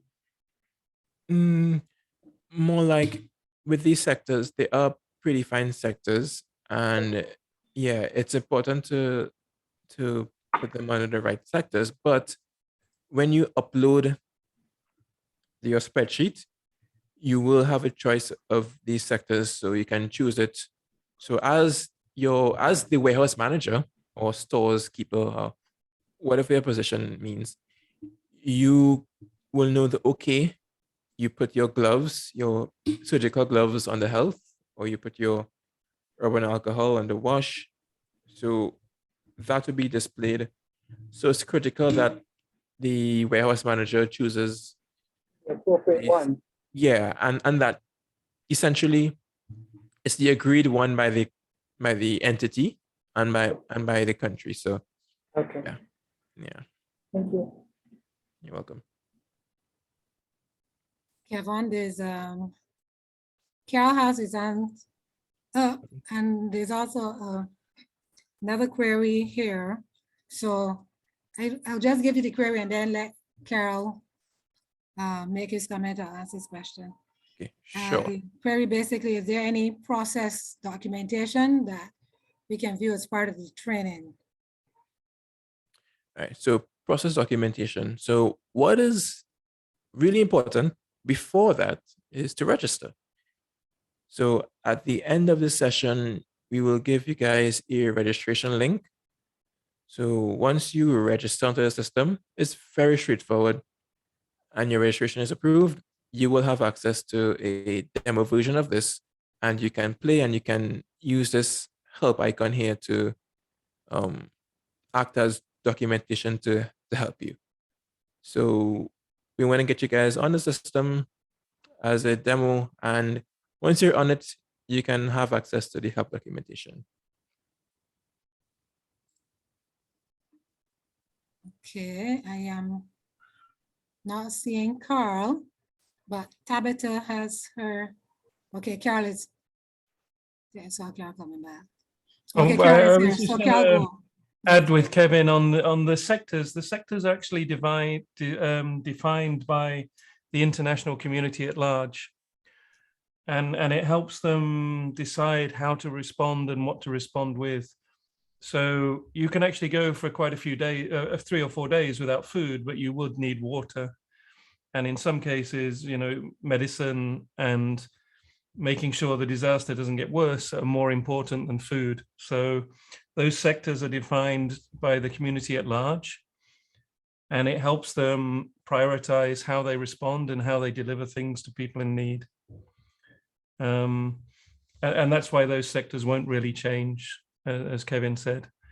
And just to sort of add, I mean, the other importance of going for a digital system is you can reduce your reactions by at least 30%. So you can be 30% quicker, you can be 30% cheaper. And the quicker you are and the cheaper you are, the more you can help people. And in some cases, when you add everyone together, you can bring that up to a 60% improvement in the way you react as a group and a community at large. So that's why something like this is important, and that's why CDEMA is championing it and presenting it to everyone. Thank you. Over. Okay, thank you for that, Carl. Yes, the sectors are much aligned to the cluster system, because in essence, these different sectors can pretty much mimic the international cluster system with different agencies having particular roles and particular leads in this cluster system. Okay. Tabitha, mhm. Tabitha Griffith. She has her Good hand. afternoon. I just want to go back to the part that you were just talking about in terms of managing the stock from the warehouse. I was wondering if you were saying that the same person uploads the information, but can it be a case where there's a manager over the warehouse who passes on the information in terms of the items, and then another person uploads the information onto the system? I think I got a gist of your question. You're asking if there can be one overarching manager, but you can have a subordinate who would just be able to upload stock. Meaning, Yes.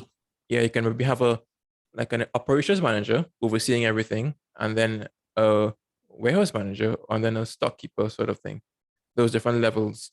So yes, those levels are important because you don't want to have maybe a elementary storekeeper making big decisions and approving big movements. So that person can possibly be responsible for particular tasks, but the overarching admin or super user will approve, but operators, you can potentially just upload but manage stock. So yeah, it will be varied according to those permissions that we spoke about before.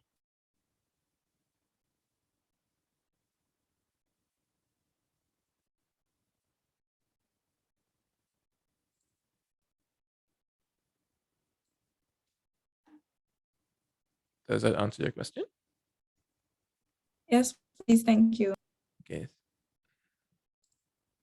Yeah, so keep them coming, because the more we chat about this, the better it is. More people would learn, and you can task me and WFP. I'm sure we can answer it and help you guys, because I see in the future next year where once all of you who have very key roles in the emergency logistics landscape of Barbados being within it and being able to see how processes work and how we can do post-disaster response, because we can see where we can even do exercises, and you can do exercises within your own agency where you can mimic dispatch or do an exercise with DEM where they can do a scenario where you have maybe one part of the island is impacted, maybe the south or Christchurch is impacted, and they may do an exercise to get goods into Christchurch from different agencies using varying transport elements. Your possibilities for exercising is endless. I love exercising in terms of scenarios, but this is also an option for DEM or even Ministry of Labor or either any agency here. So it just gives you options in what you can do on a very local and national level.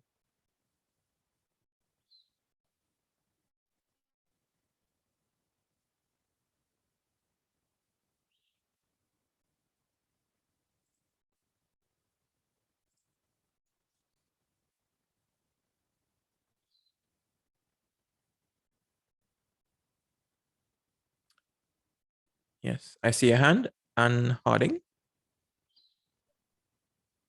Hey, I'm just wondering if we'll have any walkthroughs, where you have a situation and you just walk us through how we handle, some of the more common situations or scenarios.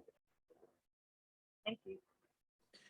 Yeah, so what will happen is today we will be going through this section, and on Friday,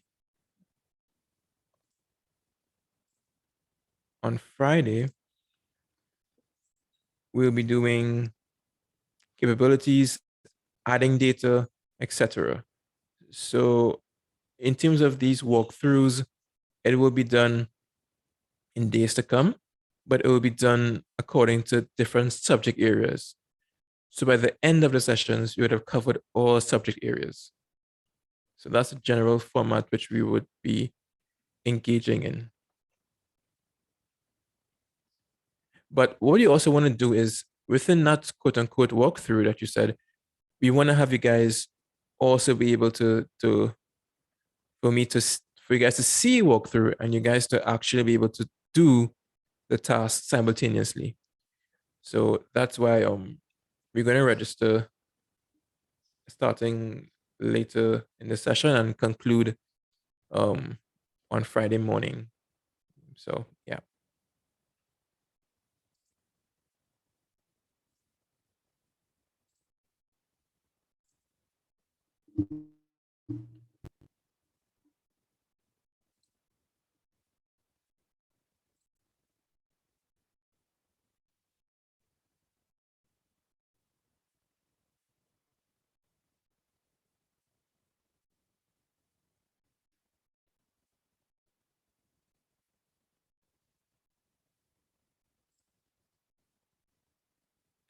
Yeah, and also the presentations will be shared. And what we can do is, because we want you guys to use the system and play with it, we can upload the presentations in the library. Because that's one of the reasons why there's a library, to go to it and to read. So we can also do and put documents or presentations in a library, which you can easily access. And yeah, well, we go to the library and we speak more about the library in the following sessions. But right now, we will be working on that warehouse user relationship, permissions, and the interface and the system. That's what we're covering today. So, any more questions?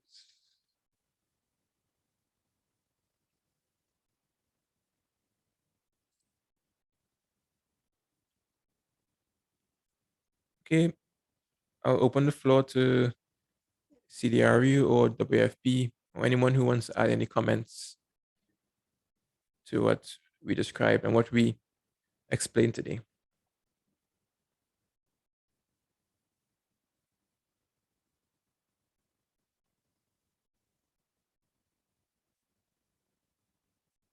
Okay, so I note that in the course outline, we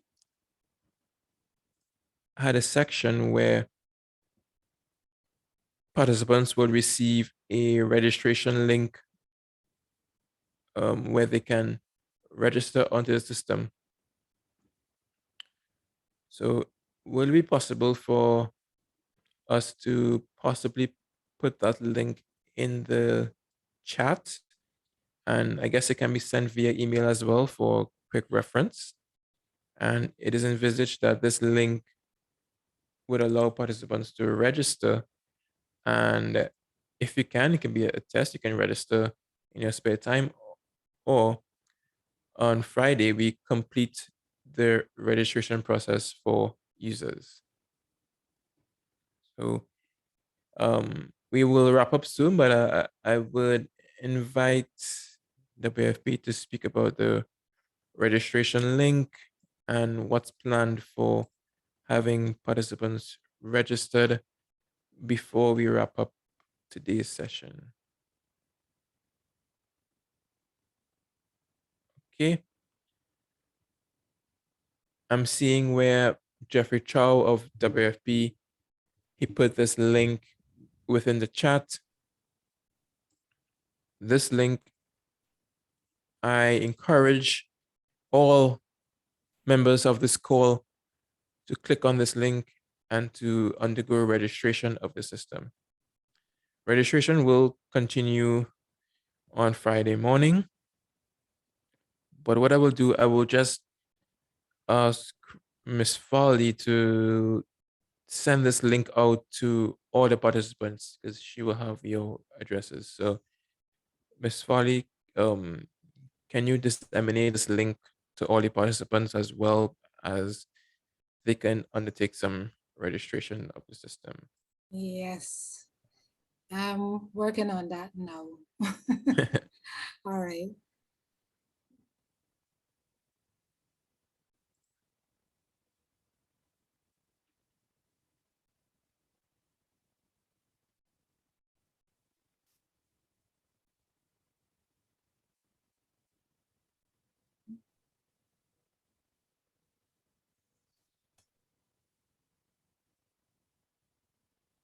And just to add, I'm hoping that you guys see this presentation, and once you guys get to really work with the system intimately, you would see how easy it is. I will note that last year, a couple of Red Cross volunteers, I mean, I'm sure that you wouldn't mind me calling a name, but Malik, Clark, and Ruth, they were able to be very helpful within our hub operations last year using the system.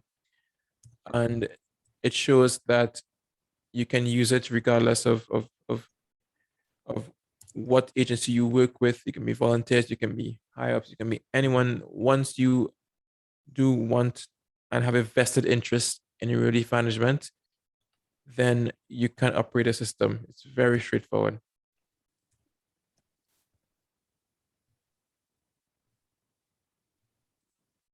Yeah, and with the registration process, if you're getting difficulties, it's okay. You can do it on your spare time. And we also have a dedicated session on Friday dedicated towards registration. So if you're having difficulties, have no fear. On Friday, we have a session specified and specific towards registration.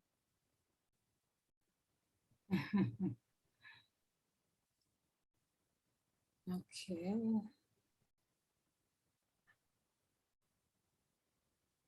Okay, I just sent off the link to the persons that I have listed on our in the database.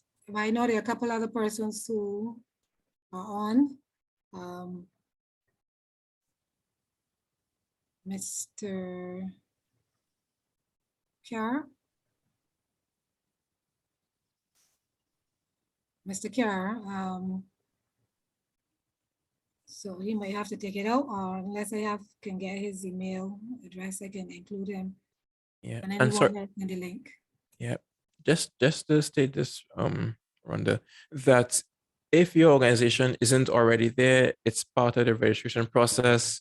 So once you communicate, then we will get your agency up there on the list. So it's not just A to B, but the main thing is that with time your agency will be there, and that's the way forward. That's why we are doing these practical training sessions.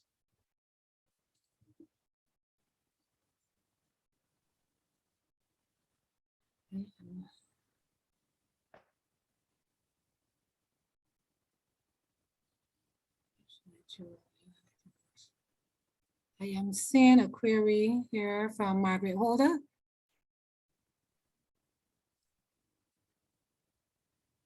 There's no Ministry of People Empowerment or Elder Affairs on the list.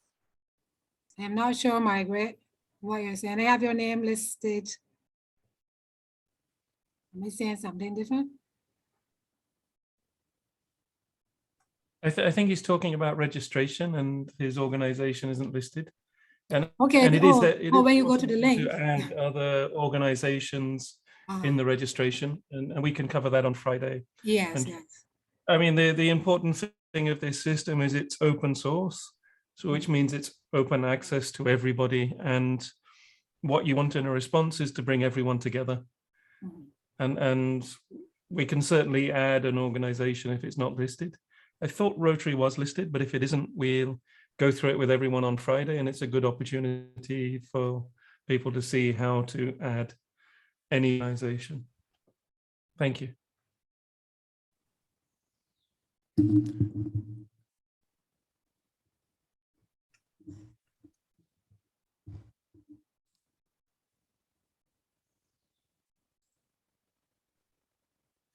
Okay, Okay, I'll give everyone a couple minutes to consolidate and to play, and then we will begin the wrap-up segment of today's training.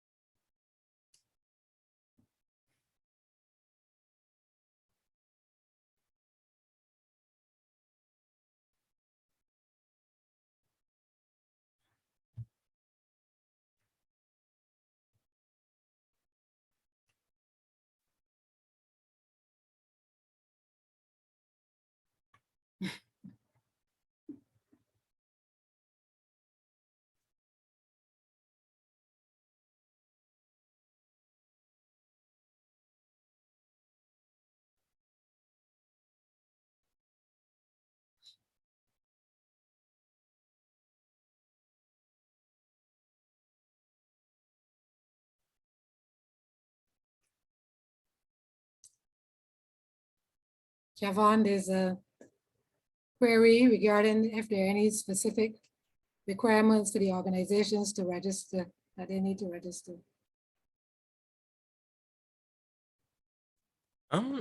Requirements, you have to define requirements, but no Okay. definite requirements in terms of needing to, apart from just registering, no.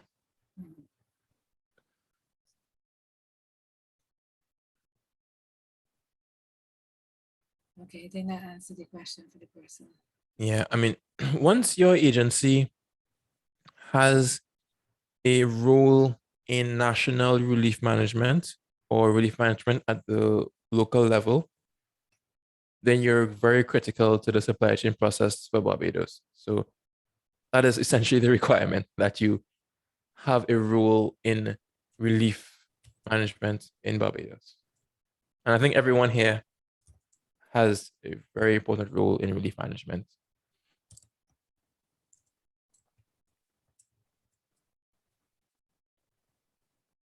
Essentially, we're all stakeholders for emergency management in Barbados.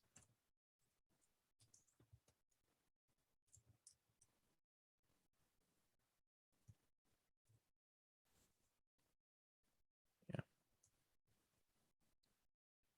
And remember that Trinity with the who, that you would need an entity or users to be able to function and to use the system. So I guess when we speak about requirements, is that who, what, and where. So that who will be, in essence, your entity, whether it be Salvation Army, Ministry of Labor, Rotary, Red Cross. That will be the who. The what will be the relief items, and the where will be your particular physical location. Because I know actually, if the COVID landscape was different, we would have been doing this on a face-to-face setting, and you'll be seeing actual boxes, actual items, and being able to use them, and you would have all been in front of computers. So it's virtual now, but picture it as being you have a face-to-face session, but we know that was not attainable now, and we really don't know when we may ever get back to that state of mass workshops in one room.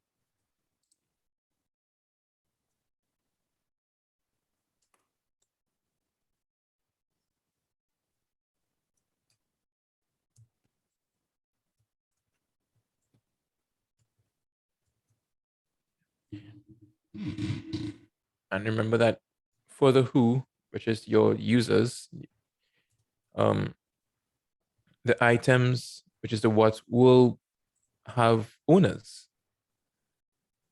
So essentially those water items will be owned by the particular users. So essentially Rotary will manage their stock, DEM manage their stock, Red Cross will manage their stock.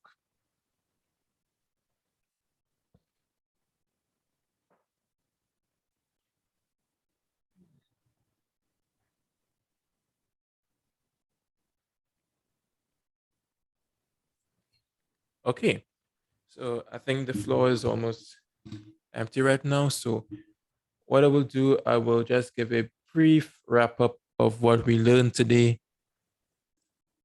So today, in my opinion, was a very fruitful session. We learned about the Ministry of Labor. We learned about CDEMA, our logistics and refinance program. We learned of the genesis of the CLS. We learned how we're planning to integrate it within the different participating states of CDEMA, all 20 countries. And we're starting with Barbados today. And we also got an appreciation of this particular element of the CLS. We understood the relationships between the warehouse and user.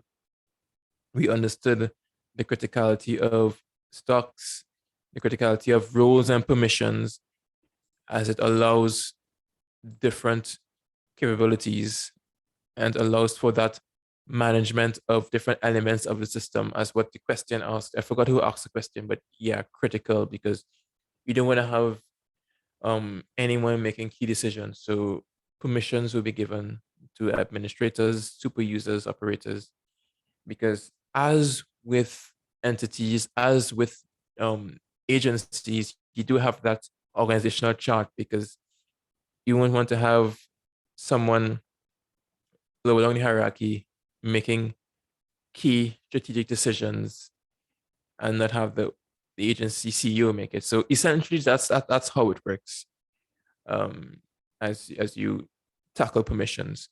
We also learned about the extended sessions that will come right after this. We learned about the interface, how Excel is important, how it can be used on most browsers, how it's a modular tool, that it's built on a foundation. We learned that you can access built-in help with the help tab that I displayed. We also learned about the decision support and how the emergency logistics helps with that decision support, as well as the critical role the national office will play in overall coordination. We gave a practical demonstration showcasing different elements, the different panes. We looked at both SVG and a brief Barbados example of the different icons, what they mean, the clusters, the sections, the warehouse types, import, export, how they look. So we did a good amount of work today on it. And before I wrap up, I'd just like to state that, yeah, today's session, we pretty much exhausted our full time or full 2 hours and a half, but in future sessions, it may be like this, or it may be even shorter, depending on what's on course for that day. So I'm hoping that these staggered sessions will keep participants at their toes, and they can easily and gradually understand the system and its different components.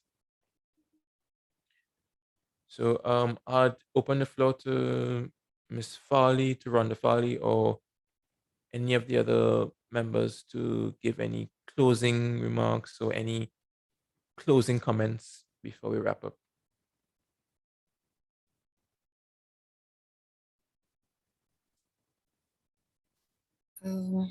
Good afternoon again. Kevin, I think you were very comprehensive in your remarks. So I just want to thank everyone who would have participated. I know some persons indicated they had to leave. But I just want to thank all the organizations and participants who were able to join us today for this training.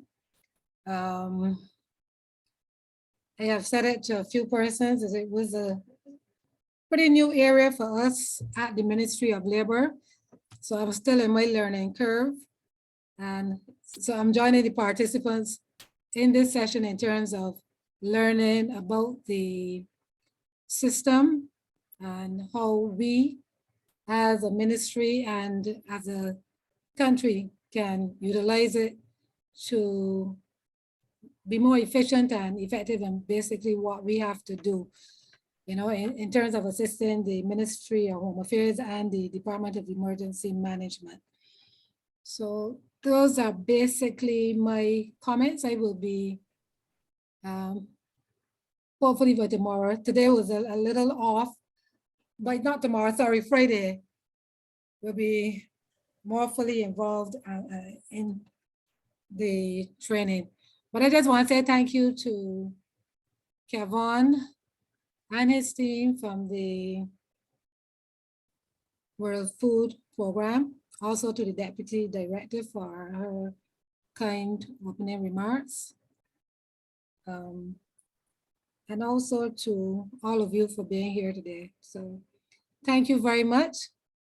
I was saying to myself earlier when Kevin spoke about the face-to-face sessions, because I certainly miss the face-to-face sessions, because I know sometimes with the virtual meetings, you know, you can't really pick on persons to answer questions and so on. It is a little easier to do that within the face-to-face, but I want to encourage persons to, as I said before, to ask any questions and any queries they have to CDEMA and his team from the World Food Program, because this is their system and they know much about it. So I want to encourage persons for our next session to, if you make any comments or any queries, you know, when you sit down there, you may remember, I want to find out more about this. So make a little note so that you can come back on Friday prepared to ask any questions or put any queries to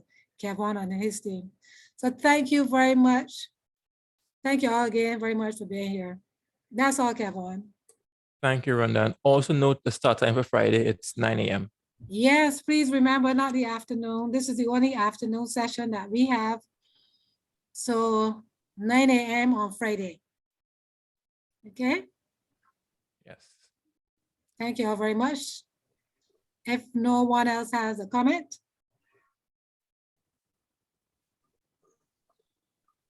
I'm saying a microphone open, I don't know. Diana, you had a comment? I don't see. Just to say thank you. I enjoyed the session and look forward to Friday. Okay. You're most welcome. And thanks to Kevin for doing a great job in explaining everything. So I hope when y'all came to the testing stage that y'all can answer the questions. I'm just kidding, there's no test, but. Yeah.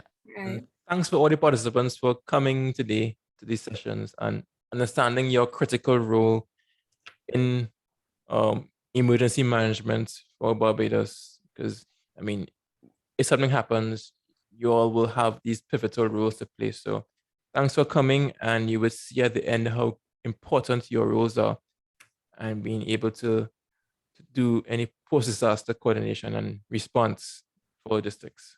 So thanks again for coming. I look forward to Friday as well. Thank you, everyone. Cheers. Goodbye. Goodbye. Thank you. Bye.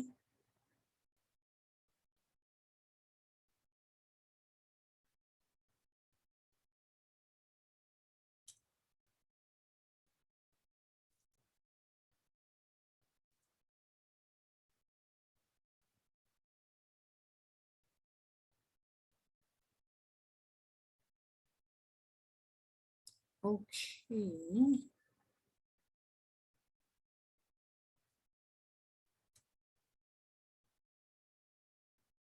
Okay.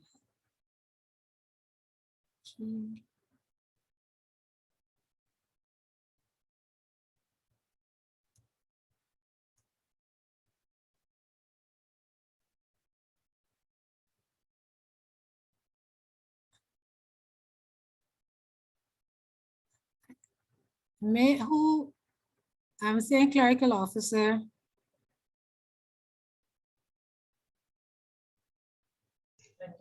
Hi, yes, this is Keisha Dritch from the Ministry of Education. Oh, okay. So you change your name for us on Friday. Sure, no problem. Thank you, Keisha. Okay.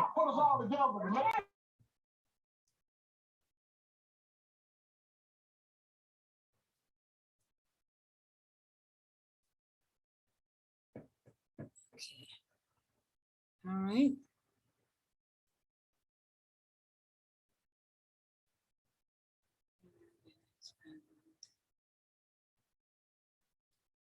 Carl. Okay. Thank you, Carl, again. That was Andrew and Corey. Thank you, Rhonda. Thank you, everyone. Yep. bye. Okay. I think we had a pretty okay first session. Let me just end for all. Bye, Andrew. Bye, Corey.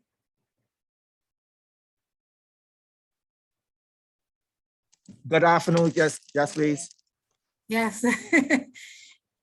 So I hope to hear both. Well, Andrew, you're supposed to be, you're more one of the facilitators. Corey, I hope to hear your voice a little bit more on Friday. Yes, ma'am. Okay. So y'all do take care and stay safe.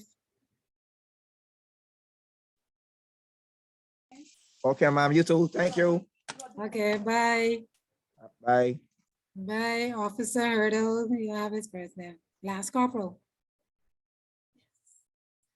Okay, bye.